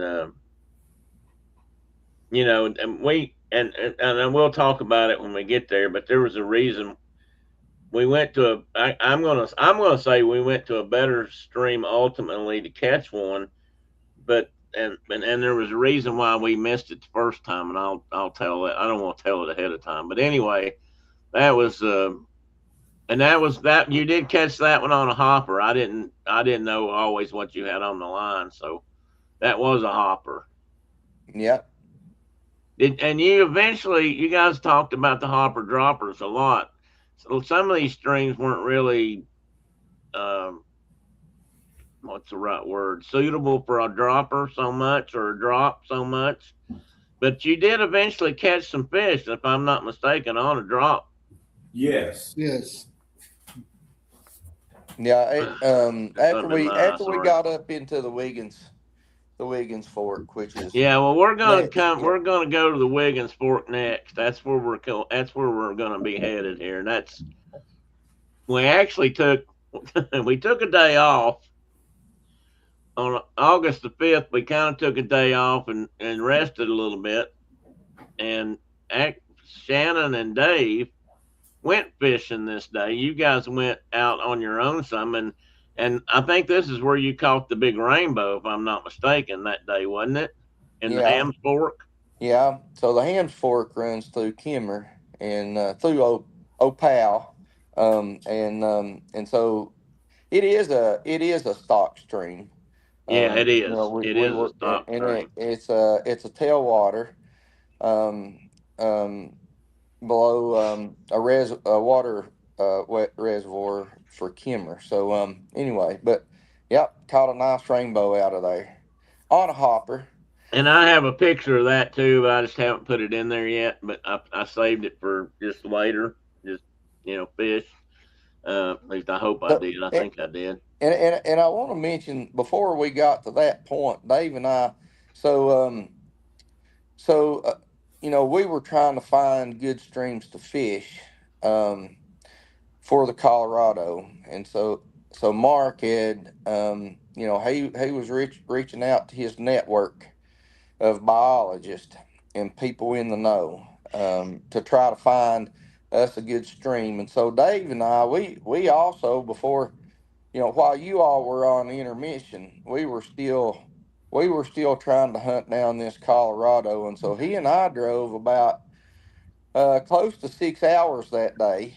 Oh, Uh, really? I didn't. I yeah, didn't realize that. yeah, we had drove. We went to another river. And I can't even remember the name of that river, Dave. You might remember, but it was a river where they had reintroduced. They had put up a barrier to prevent rainbows and brown trouts from making it up into Oh, this okay. stream. Interesting. Yeah, and but that stream was almost dry, so Oh, it's just like we drove and drove, and I mean beautiful country. And we went to a stream where they were reintroducing this fish and trying to get the population back. And now, I'm not saying that the fish weren't there, but Dave and I just never found. Um, there's supposed to have been some beaver ponds, and we never found those beaver ponds. gotcha. But anyway, then we came back to the hams to try to round out the day there.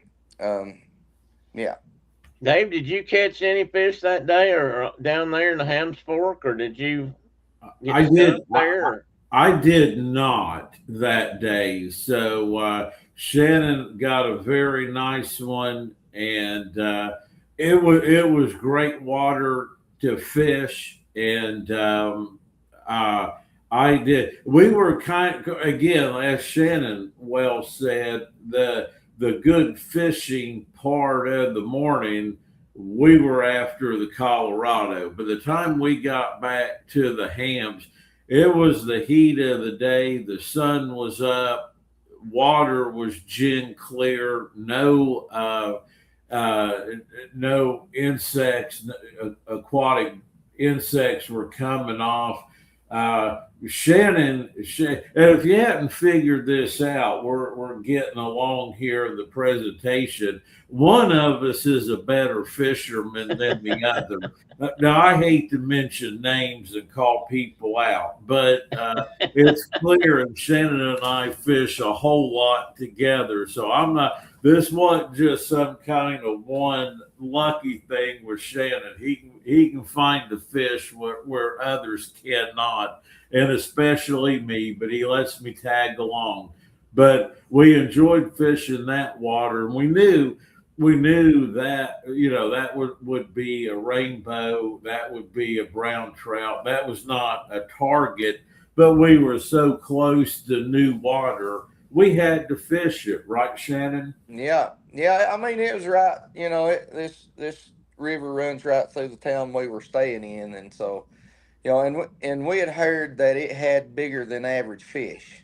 The Yeah. average fish in this stream's about 17, 18 inches. Yeah. And so we were like, since we had some time, was this the night before the fish or the crawfish bowl? Well, I that's don't what know. I was trying to remember. I think Yeah. this was that day. It was the Yeah. day of the Yeah. crawfish It was bowl. the day of.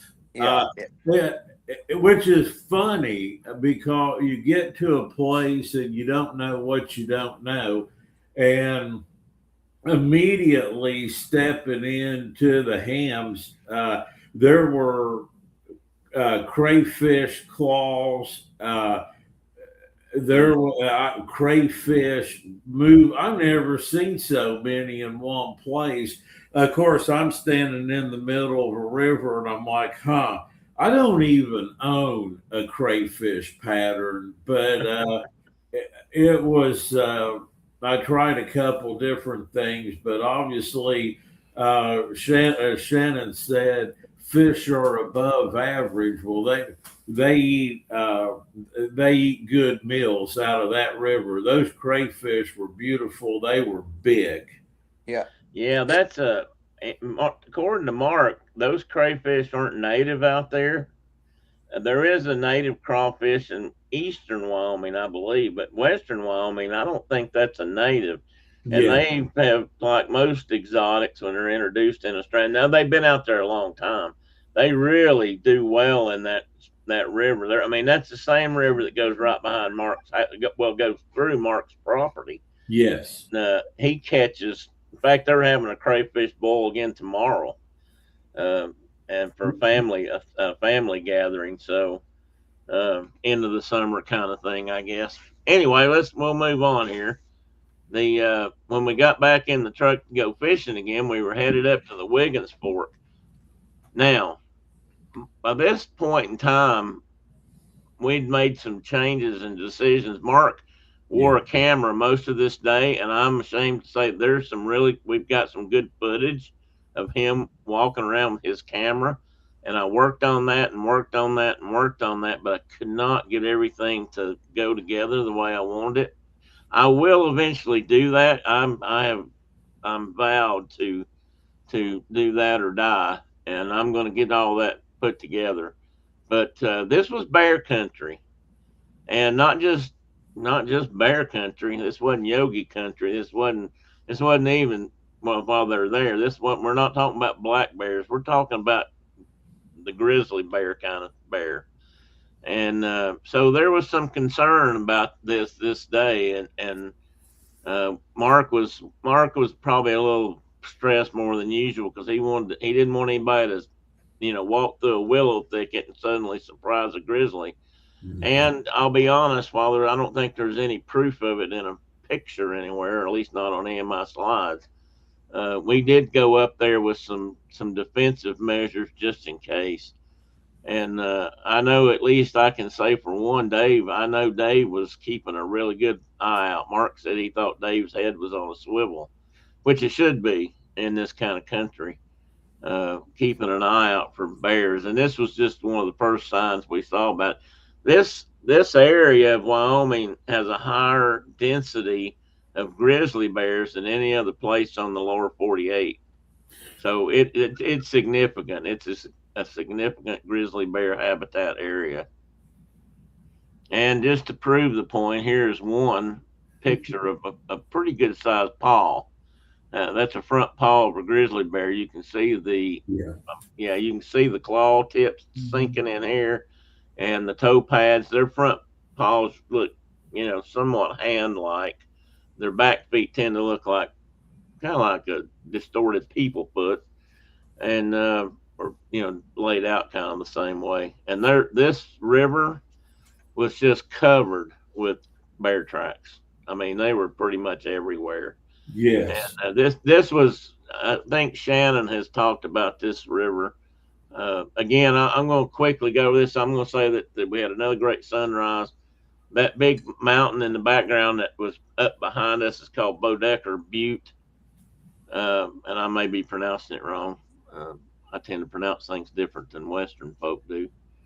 But there were bear tracks everywhere. But this was the Wiggins Fork, which was a very twisted and braided, in some ways, western river that you might see in a lot of fly fishing magazines or fly fishing sagas or stories, videos. And I know in my life, I think I remember seeing people fishing these kind of rivers way, way back on sportsman's TV channels and fishing channels. And I think, Shannon, you mentioned that you thought this was a pretty cool river. Yeah, I have to say it's probably one of the most beautiful rivers I've ever fished, and Yeah. it was. I mean, yeah, you were just happy to be there. But I do want to mention that this is a 6 hour drive from Opal one way. Yeah, So by this time we'd been driving since 4:30 in the morning to get there. We got there. It was a little after 10. By the time we got got to fishing. We what he calls two tracks. We drove down these dirt roads on two tracks for a couple hours just after we were on a dirt road, right? So Yeah. it was a long adventure to get there, and when I saw the river, I was chomping at the bit to get out. I mean, like I couldn't get my waders on fast enough. But I'm sure. it was the one of the most beautiful places I'd ever been to fish. So anyway, I Yeah. didn't. Now I would have been ate up by a grizzly bear because I was not paying attention. My focus was on Yeah, my well, we were there focus. watching you, Yeah, I'm or glad. Mark was. Now, I'm glad because I would have. I was just focused on catching that Yellowstone cutthroat. So Yeah, well, I understand that. But you're right. I mean, he's right. It was a long drive up and a long drive back, and that place we went to was some place that Mark knew that there were fish because he's camped there before, and he and his other wildlife biologist co-workers used to go up there occasionally for like a biologist, regional biologist kind of or coordinator kind of getaway, and they'd go up there and camp for a weekend or something and sort of have informal meetings. But it was kind of just something I guess for them to do. And he right in that same area you guys were fishing, he'd caught quite a few big trout. I don't know if he told you all that or not, but we've talked about it before and after that. And he had caught some big fish in this stretch of river. And there were quite a few. There were not quite a few, but there were people in there fishing. There were other people. We met some other guys that got out and went downstream a ways from where we got out. And there was some guy hiking with his dog. That was kind of different. Off the leash, which I thought was kind of. Now Mark's bird dog was off the leash some, but he was right there in front of Mark constantly. He never got out. And he wasn't a big dog. I think if a grizzly had stepped out in front of him, he'd have been behind Mark pretty quick. And here's a couple of fish that came out of this river. And that the Shannon's in the first picture in this case. He's on the left, and you can see that distinctive cutthroat, if you will, yet red stripe on the bottom right here. I believe that's the correct way to describe that. That's where these fish get their name. They have some form of that, at least at some point once they get a little bit bigger. But these are both Wiggins Fork fish. I'd say these are both wild trout. I have no doubt. One thing, I don't know if you could get a truck up there to unload fish fry. Although I guess you could fly them in with a helicopter. They do that sometimes. But this was a pretty special place. It was a long way. It took us a long time to get there. But we caught the fish. It was very. I concur with Shannon. It was when you look at magazines like I do and books, and you get this meandering western stream. Okay, you've looked at it all your life, looking at pictures in magazines. This was it. I mean, it's like, oh my goodness, we are in the West. It was picturesque and just beautiful, and that was kind of so. This was really because the water depth. This was really hopper dropper territory, and I got a little worried early on. Now, we were catching fish right when our feet hit the water, but my first four fish were brook trout. Okay. Oh, that's right. Yeah, I forgot about that. Trout, not native, and they were beautiful fish. I'm like, oh no.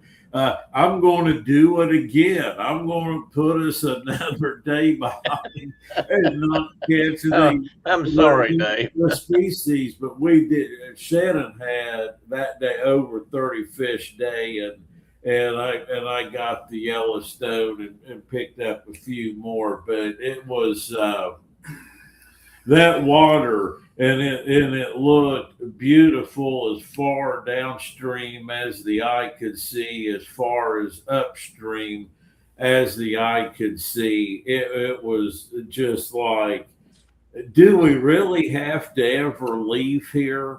But we did, and that was the Yellowstone. Yeah, I just want to add. So most of the places we'd been to this point, I mean, the water wasn't low, but we were on the the snow melt effect had already Yeah, gone. Uh, Oh it yeah. passed by. But this particular stream, we were on the tail end of the snow melt. The water still was up a little bit. It's still crystal clear, but the water was higher. You had a lot more riffles and runs, but yes, and I don't know if you put this picture in there, but most people, another native fish out there that people catch is a whitefish, Oh, and well, maybe. I'm not sure if I yeah, did or not. yeah, and I don't know why, but it's a cousin of the grayling, right? Like it actually, that's if it right. had that huge back dorsal fin like a grayling, it'd look just like one. I But thought that didn't think about looking it up, but I thought it yeah, looked like a grayling. yeah, but most people think it's a trash fish. They don't want to Yeah, catch it, right. but that was also a target fish for me. Is I had never caught a whitefish, and I Oh, caught cool. several. I didn't realize I that. caught several whitefish on the Wiggins. So Oh, I've got that picture. I don't know if I put it in here because I was trying to get these in there specifically, yeah, and thought I might come back to show those others later. But I did. I know I've got it, and I have it somewhere here. So we'll see. But anyway, this was a really big day, a long day, a hard day. Fortunately, we were successful. Dave, I hate that you felt the pressure of that, but I get it. I mean, uh, so was that your fourth fish, Shannon? yes, that completed my slam. All Yeah, right, that completed your slam, but Dave still needed a Colorado. Colorado, Colorado. He still and needed a Colorado. we're down to the last day, and when I mean, Well, actually, this is the next to the last day first. We went to the Rock Springs area in Red Creek, and we didn't have any luck. We didn't find any good water. And Mark has talked to me about this since. He felt cool, really bad about this. Um, they were telling him to go to one place, and really where we should have gone, he figured out where it was at after we left. And there he went back there, and he actually found the beaver ponds and stuff because he thought they were full of BS. He thought they were pulling his leg and it, screwed up the whole trip, kind of thing. Not the whole trip, but I don't know if you can see it or not, but there's a big doe mule deer right in the middle of that picture. I just saw that. yeah, Um, but and I think I've got another one here. This picture of it. I just put that in there because I didn't have. We didn't. We didn't. I didn't have any good pictures of this of the river because there wasn't much, and maybe because there wasn't much river there or creeks. So this day turned out to not be so good, which put us on the last day. I don't know if this video is going to work. This may not work. No. Oh, yeah, this video. This might. Well, I'm going to run this in a minute. I don't. You guys won't be able to hear it, but this was Dave's fish. We'd gone back to the LaBarge Creek, which we had avoided early on in the fishing. We went right by this place. We yeah, went right by this river. We didn't fish here because Mark had been told by someone that the fishing wasn't very good here yet because they had wrote on this section of river, which is actually a poison, that natural poison that they put in there that kills all the non-native fish, and they were going to restock it with the native river fish. And they'd been in there a few years, but people were telling him that the fish were still small. They hadn't really grown up to catching size. And so, it was iffy, but since then he's been told that, oh, well, actually it's gotten pretty good up there now. Funny you hear that stuff after the fact. I'm gonna turn this on and talk over it. Well, you guys can't hear it anyway. So, but Dave, Mark is coming up river or up down the creek, and he sees you up there, and he sees you catch it, and he yells at him. He said, "Did you get him?" And you yell back that you have gotten him, and he says, "Outstanding." Yeah. So he and Elliot came on up the creek there, down the creek. I'm not sure which way I think it's going down. I think he's going downstream. And there's another funny story that I probably should have led with on this, but we're going to come back to it.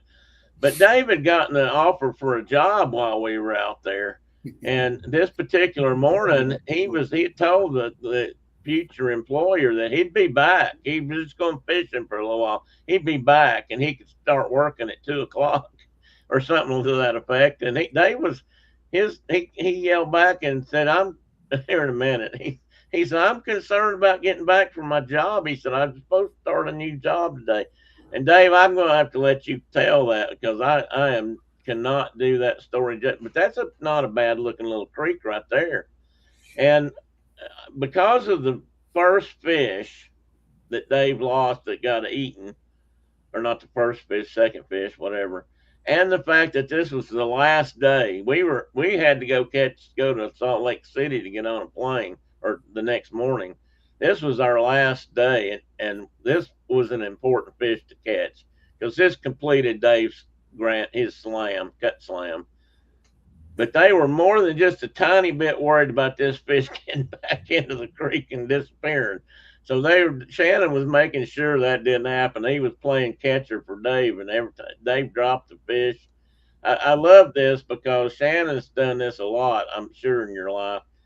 And you worked with Dave real well there to get his fingers out of the way and just make sure you guys can't hear what they're saying, but it's kind of like a photo op here, and Shannon's telling him where to move his hands and move his fingers. I just love that. I thought that was great. I'm happy. I'm happy the audio didn't come through. There's ladies on this call. I'd have been apologizing profusely. But my mama raised me better than that kind of language, so I don't have an excuse. So the fact I don't have to apologize. Thank you, Tim. No, you're welcome, Dave. I made sure that nobody got embarrassed. These pictures, I think these are all in that same general area, but the picture on the left for sure is this is a different part of LaBarge Creek. And if you look real close out there, guys, you see what looks like a fisherman, but it's not. It's like a fisher scarecrow.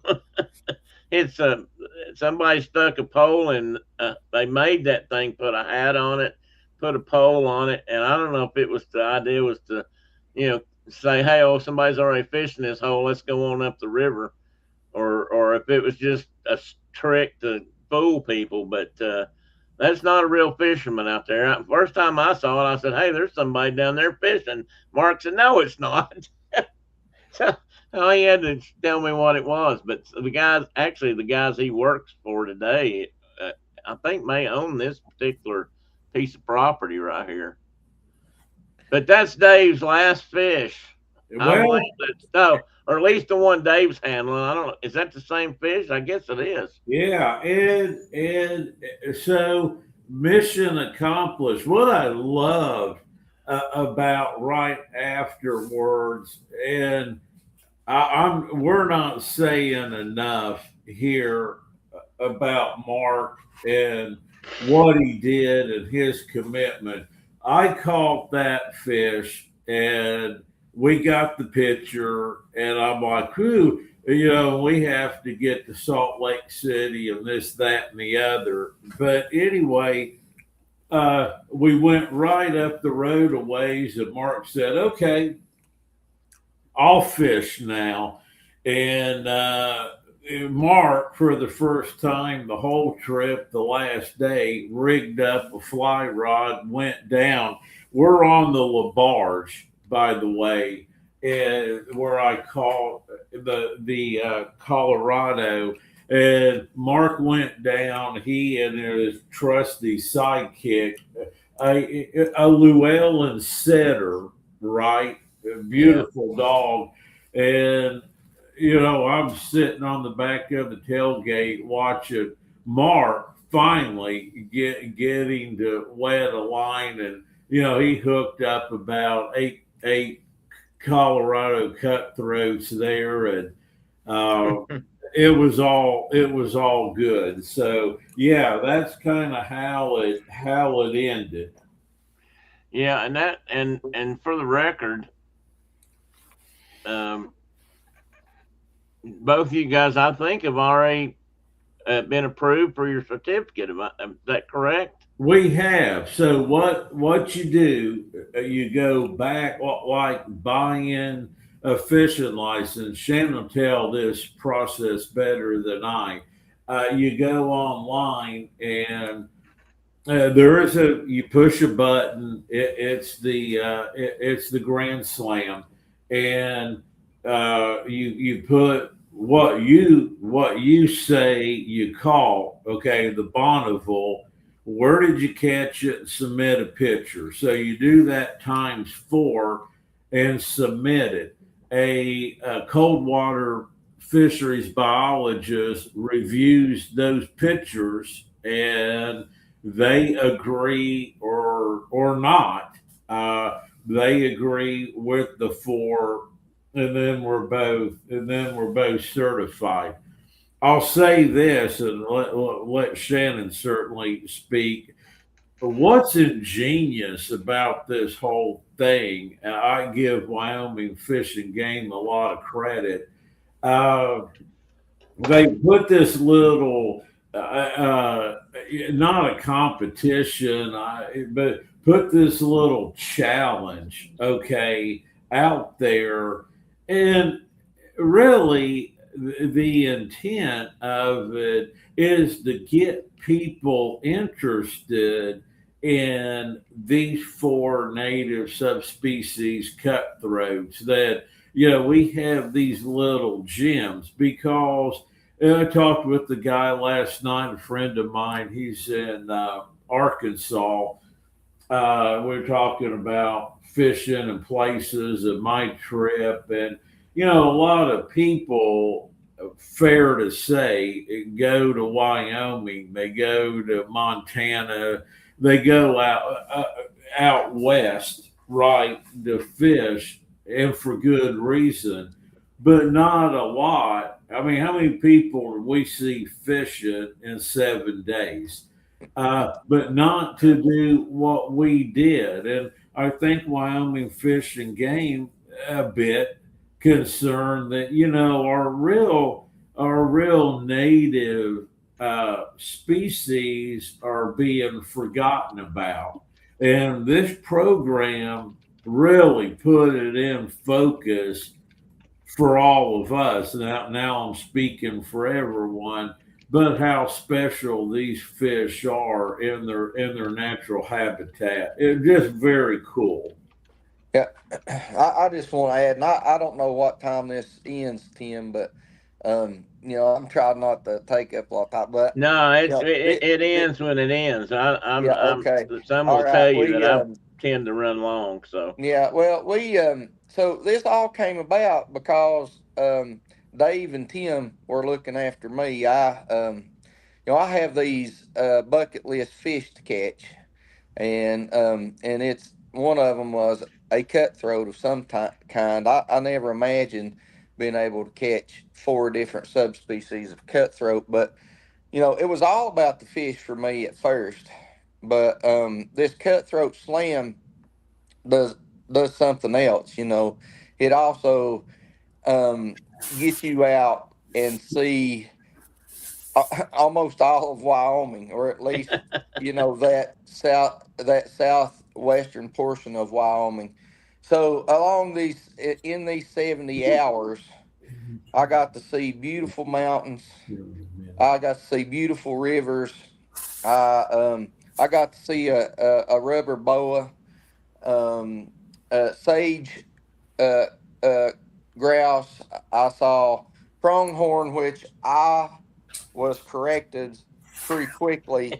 A lot of people call them antelope, but we don't have native antelope in North America. Evidently, they are pronghorn. No. We saw mule deer, not just little mule deer. I mean, we saw Mm.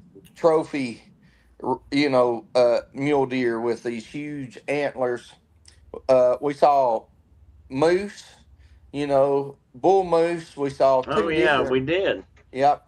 Um, I had never seen a wild horse before, and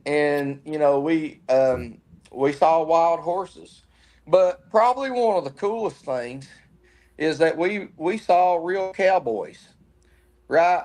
Like there's a Oh, lot of people. absolutely. Yeah, there's a lot of people around here who wear cowboy boots and cowboy hats, right? Right. But we were out in the middle of this vast open country, and these guys were herding cattle. They were herding sheep. I mean, not just a few. I mean, like thousands of head of cattle, thousands of sheep. I mean, and we saw all this. If you're out here, if you're in the eastern portion of the United States, you read about it, you hear about it, but you really don't. It's hard to imagine that these cowboys are out, you know, most of the year, you know, um, herding these huge groups of cattle and sheep, across these vast areas of land. And I don't know, that was a pretty cool experience that I wouldn't have got the scene otherwise, right? We were out on this cutthroat slam. We could have very easily, which I just be honest with you, I wanted to go back to the graves and just stay because you could see the size of those trout. But you would not have seen the country. You couldn't have paid a guide to took us to the places that we got to see and see the things we got to see. There's no amount of money that you could have paid somebody to drive us 60 hours across the state of Wyoming and have the knowledge that Mark has about, everything. I mean, we had a history lesson. We got to see the Oregon Trail, Yeah. right? And you know, uh, we got to learn we got to see the biologist perspective of all these critters and animals. We got to hear stories of grizzly bears being caught and released. So I'm just saying the cutthroat slam kind of got us there. I'm a fisherman, and that's all I focus on sometimes. But you know, we would have never seen the things we got to see unless we were out trying for that cutthroat slam. So I'm just, I agree. And yeah, Yeah. I've been out. I mean, I've known Mark for a long time, and he and I hunted together a lot. We fished together a lot. But he's fished. We fished together a lot, but not near as much. I mean, he's fished. That boy loves to fish and hunt. And when he was younger, he spent lots of times out anywhere he could find water to do that kind of stuff. But he's serious. He's always been very serious about his job, and his knowledge of those things has always impressed me to no end. A lot of people don't know this, but when I was a kid, I always wanted. When I say kid, I mean like in pre-high school and high school. I wanted to be a wildlife biologist. I mean that, or I thought I did, a forest ranger or something of that ilk. I didn't know exactly what to call it back then. I didn't know anybody that did that for a living. And when I got into high school, they always said, "Oh no, you can't do that. There's no jobs out there." So I got a job working with my hands, and I became an aircraft mechanic, which I also enjoyed. So I guess in many ways that worked out. But later on, I started going to Wyoming or New Mexico and Arkansas and hanging out with Mark while he was still in grad school.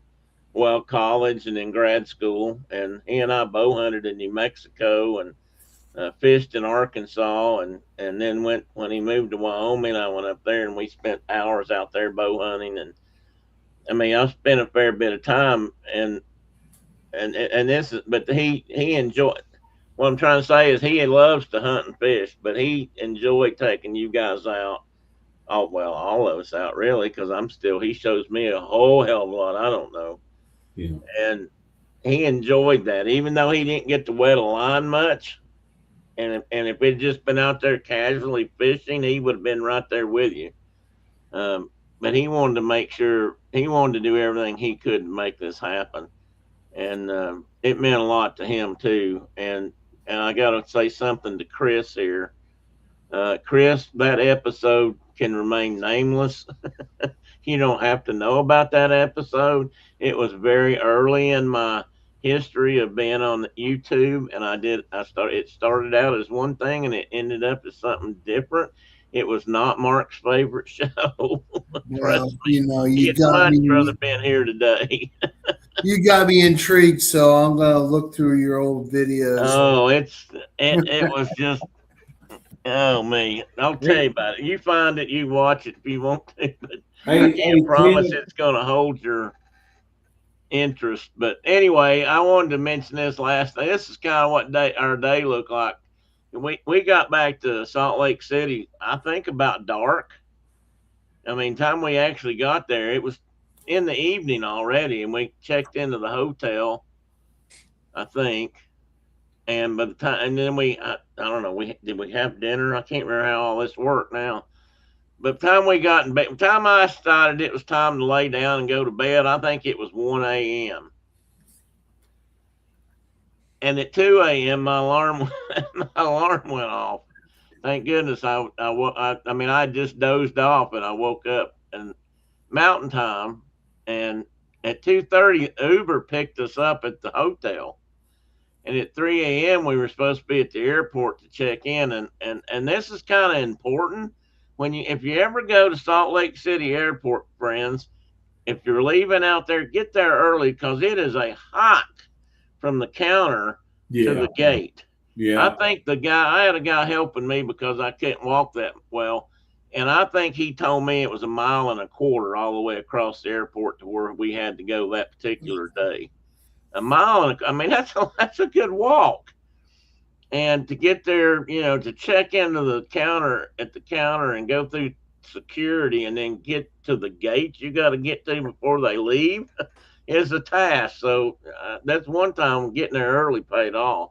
So our flight left at 5 a.m. We get to Dallas. We lost an hour there. So about 8 o'clock, I think we took off, or maybe no, we got there about 8 o'clock Dallas time, and we took off about 10 o'clock Dallas time. Again, just barely made the flights. I mean, that was a tough. I didn't realize we were even close, but we did make it. We got on the plane and then got back to Knoxville about 1 p.m. Eastern time. And I'll be honest with you, my backside was dragging bad. I was tired. And Shannon, bless your heart, I felt so sorry. Shannon had to get up and go to work the next morning. Or at least he was supposed to. I don't know if he was sick, but I went to work. I don't know how much they got out of me that day. Yeah, I worked, but it was. I was so glad that I didn't have to get up. I mean, I was up, but I was so glad I didn't have to go to work. And if anybody's got any final thoughts, by all means, throw them out there. I'm going to put this end thing up. I always try to end with something a little different, but I want to show. Tim, Yes. Just to build on, and I'll be brief, to build on the experience, I think we have our camera hooked up here, but one of the things that Mark took us to, and you've already showed pictures, all of this fossil rock hounding stuff goes on. Just real quickly, and am I in focus here? Yeah, we can see it. Here, this was cool. Mark took us out fossil hunting one evening. That's a vertebrae of a gar, real prehistoric fish. which This is still exists one. today, by This the is way. one. Hold on a minute. Tim's asking you something. Go ahead, Tim. No, you said a prehistoric fish, which it was, but it still exists today pretty much in the same form. Yes, it was so cool. The vertebrae. Here is one. This is a part of a turtle shell. Uh, you can see the line. You think of a box turtle, an eastern box turtle, which is common here. That's fossilized. That's cool. Lastly, another type of turtle. But this is the kind of Yeah, stuff that's a soft shell. Mark took it. We didn't have to do this. This did not count as a fish in the Grand Slam, but it just to get out there and appreciate what was out there. My granddaughter and I were working on a little project with these fossils, but the whole thing was cool. That's all I have, Tim. That Mark loves that kind of stuff, and like I said, that's what his daughter does now for a living. And let me bring you back down, Dave. That's what she's working this summer for a guy with that runs a quarry out there where they quarry a lot of fossils, and that's what they do for a living. They literally, I mean, they mine these fossils and prepare them, and that's one of the things she's doing a lot of now is preparing them for resale. And they make a living that way. They sell fossils all over the world. They ship them out to people, and tourists buy them. And I've bought several now in the trips I've made out there. So when is the next trip, and how do I sign up? Julie, we'll have to let you know about that. But anyway, the fossil. We'd love to have you. We'd love to have you. He told me this. He told me last night when I talked to him on the phone when he had to call me and cancel for today. He said that the place where they went and found these fossils last night or yesterday afternoon, they just found those yesterday. That's where he was going to take us if we'd had an extra day. That was the next thing. So we just missed maybe finding something really great. And something I found last night that I had forgotten I had or didn't realize I even had was I've got about 20 minutes of Dave, you guys out there when Mark walked out, when you guys were out hunting on that hump a hill or whatever, picking up some stuff, Dave, I think you found a turtle or, basically the parts of a turtle's kind of scattered there in an area. He videoed all of that, and I've got all that on video. I just didn't get a chance to put it in here. And I actually didn't, I forgot I had that. It's like a 20-minute section. So I need to work on that a little bit, but I don't know if you can use that in your school project. If you do want it, I'll be more than happy to fix something up and send you a copy. But that was Fossil Hunting 101. And somewhere out in that wide open desert country is where he found these fossils yesterday. Now his daughter and he, but her in particular, has found a crocodile in that same general area before, a complete crocodile, and another large turtle that was still not intact, but all in one place, so you could you could photograph it.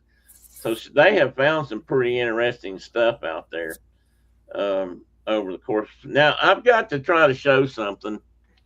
There's some really interesting. I really hope you guys can. If you have to go, I understand, but if you can stay just a little bit longer, trust me, this is worth your stay. And Dave, I'm going to let you narrate once this starts. You know what? That's probably wow. I bet I just learned something. I don't think that'll work, but I can do this. I'm just gonna show it. I just think I figured out how to put the sound in there. Jiminy Christmas, you'd think I'd never done this before. This is the morning that we're leaving. This is the last day. We got to go catch Dave's last fish. Shannon and Dave have turned in their keys to their Airbnb. Mark and I meet them. I don't know what time it was, 6 o'clock, 5:36, somewhere in that neighborhood. It wasn't quite as early. We meet them in the parking lot of the only grocery store in Kimmerer, which is Ridley's grocery store. Dave, I'm going to let you explain what's going on here. Well, yeah, what's going on? Shannon and I got there early. We're meeting in the parking lot of a grocery store, and I thought, well, let me run in here real quick, see what we need, etc. The door opens, I go in. I didn't look at the hours of operation, but I'm in the store roaming around. But I soon realized I'm the only one in here at no employees. And I'm like, yeah, I probably ought to. I probably ought to find my way out. By that time, Mark and Tim get there. I go to the door. Now I'm locked in. I'm completely locked in this store. Nobody to find. I'm inside. There's Shannon trying to help me jam the door open because, after all, I still need to catch the Colorado trout. Now I'm called in here, right? And I thought we'll get a grocery cart and ram the door. The grocery carts look cheap. I didn't know what to do. Off I go on foot. And I'm back in here, way back in the bowels of this grocery store, way past the sign that says employees only. I ran into the manager and hey, sorry, but I'm stuck here and I have somewhere to be. And so did he ask you how you got he's in? looking at me like, am I about to rob the place or not? And finally, we jam our way out and on the road we go. But I'm kidding with the group about, yeah, I got there so early, the guy offered me a job, but I've got to catch this fish to get back to my new job by 2 o'clock or whatever. And we were left, kind of things that happen on a road trip, right?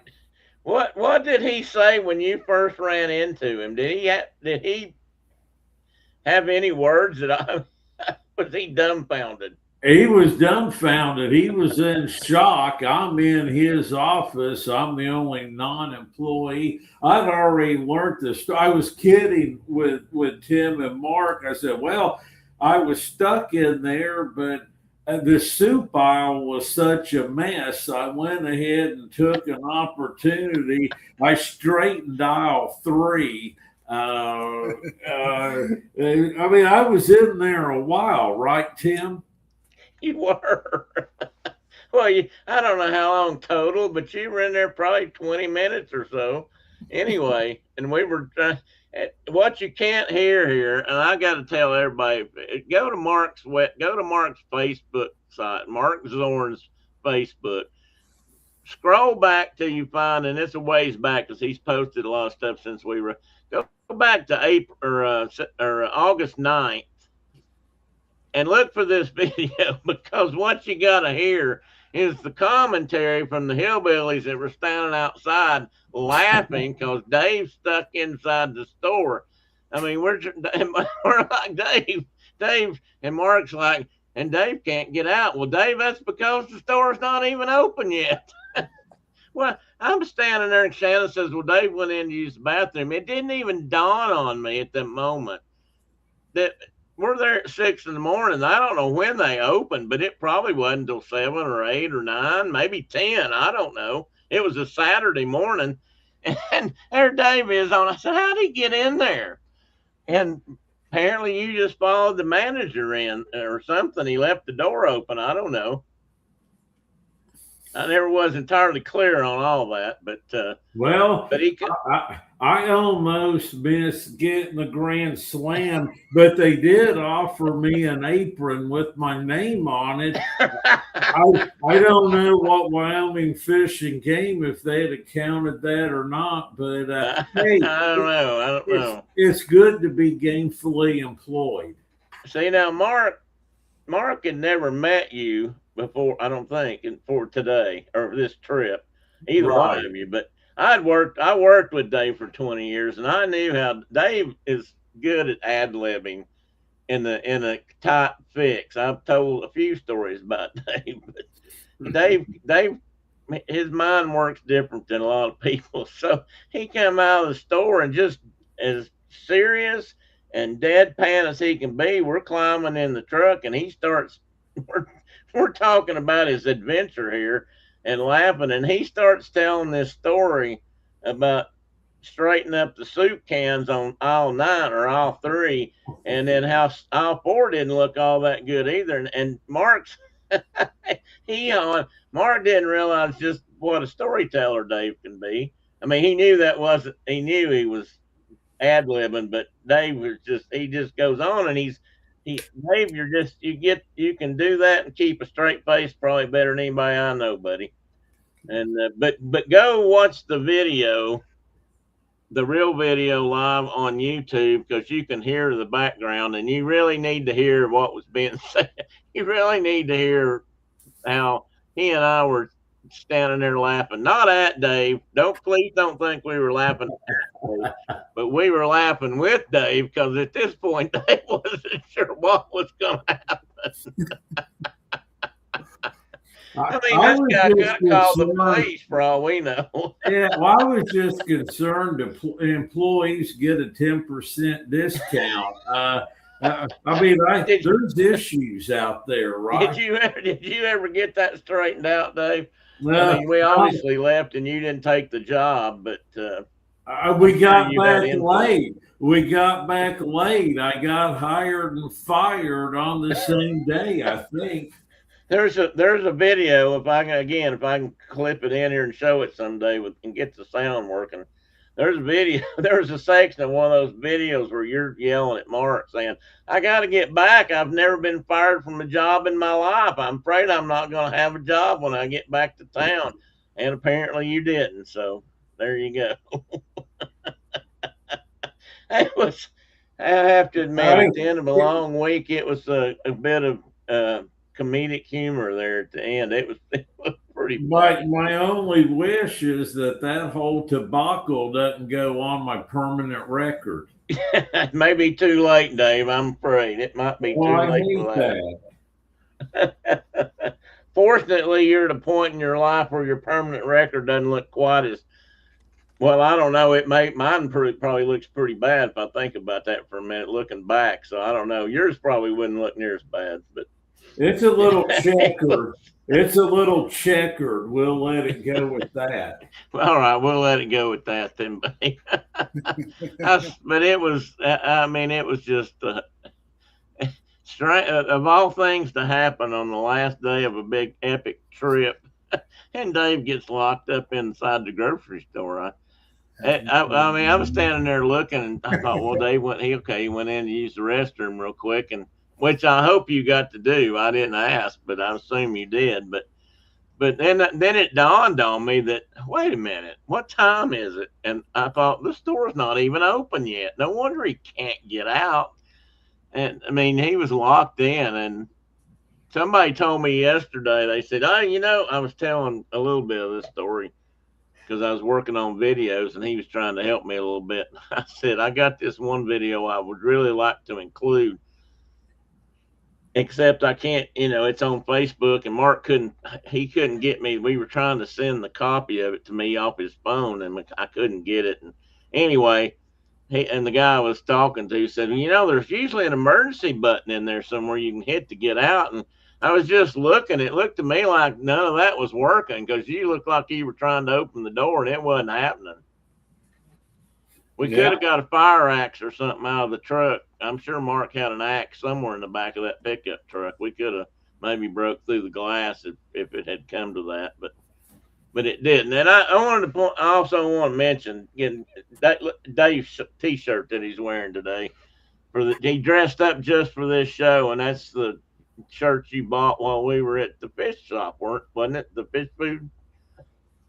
Isn't that where that came from? It did, and it recognizes the four we've been talking about them, the 4 subspecies of cutthroat in Wyoming. Kind of a cool shirt.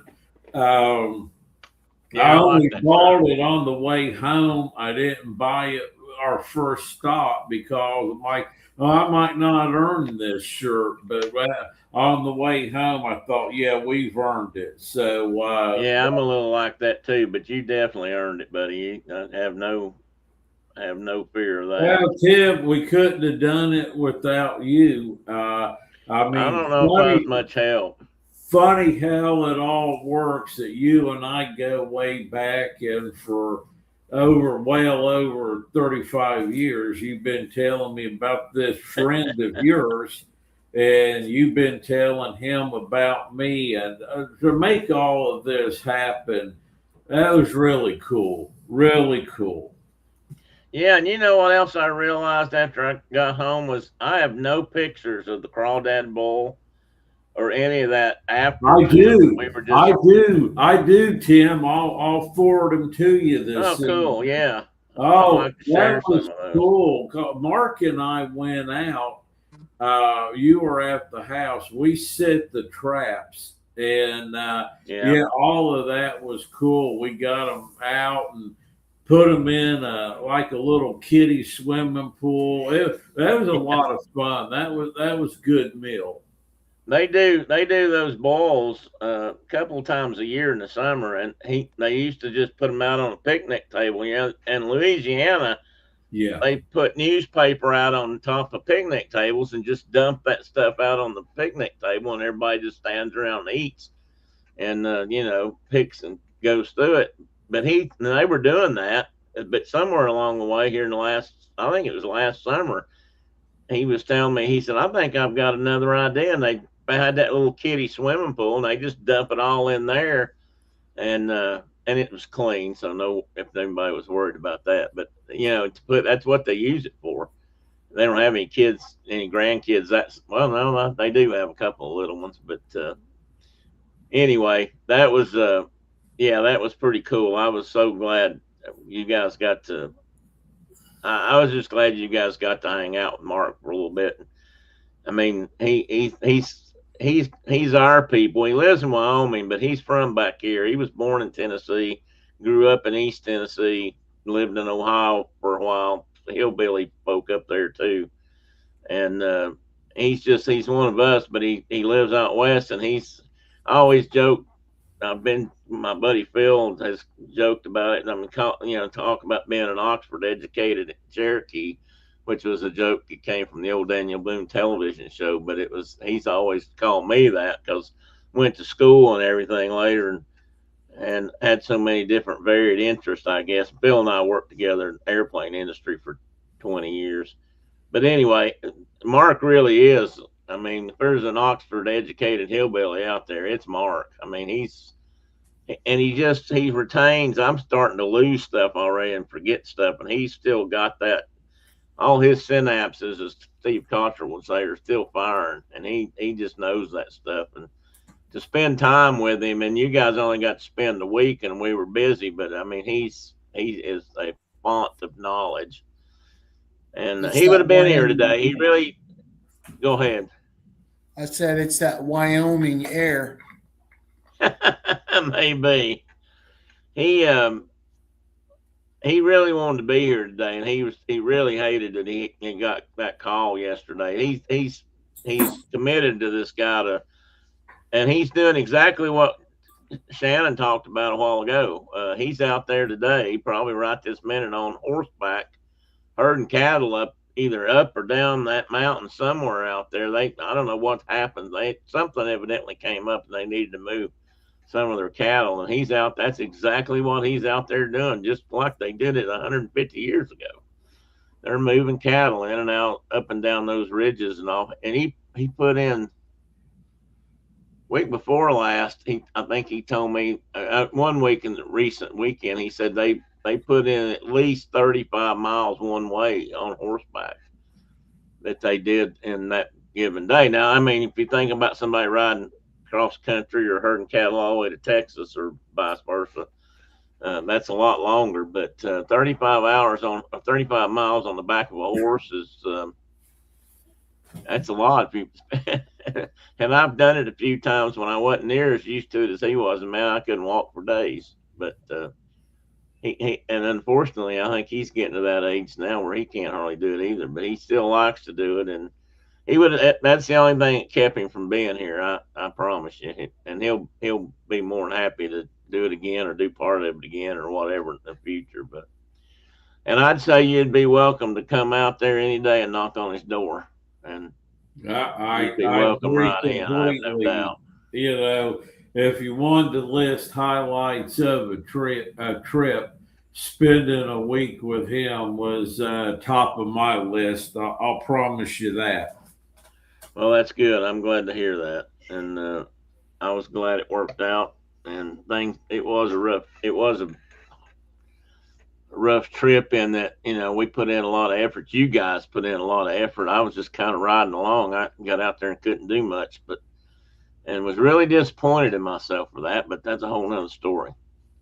But anyway, so guys, I guess I'll cut you loose. You guys may have something better to do. Dave, I want you to keep that fly tying vise and stuff handy. I'd like to bring you back in a week or two, or whenever you want to, for that matter, and tie some flies. Just tie some flies for the heck of doing that. And talk about fishing.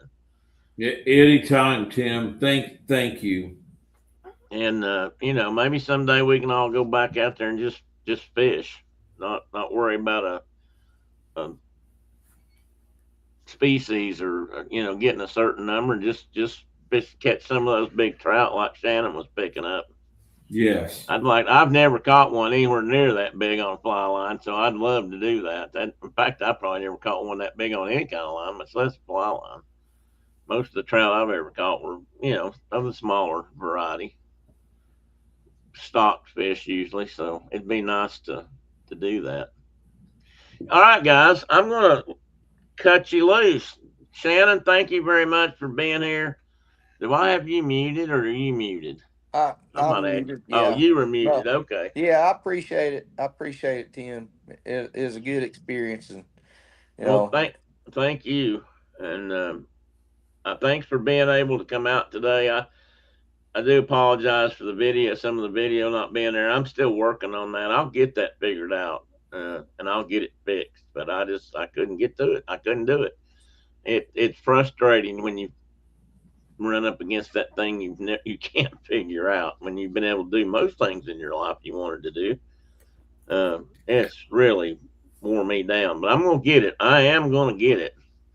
Um, what am I looking at? Fishtail. Oh, that's what I know. Anyway, guys, thanks for you guys. Thank you very much for being here. Shannon, you're always welcome back on the show. You want to talk about fish and bass tournament sometime? I'd be more than happy to bring you on for that too. oh yeah, That's I can do that's that. another thing you Yeah, do that people don't do a lot of. You still do that? I mean, you did do it. I do. I do. Okay. Yeah, yeah. I tell people I've got multiple fishing personalities.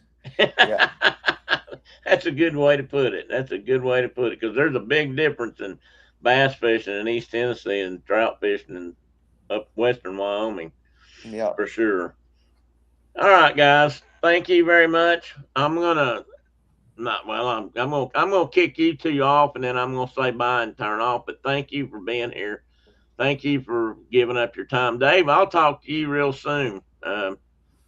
We need to talk more often, so I'll do that, and I'll see you guys later. I hope.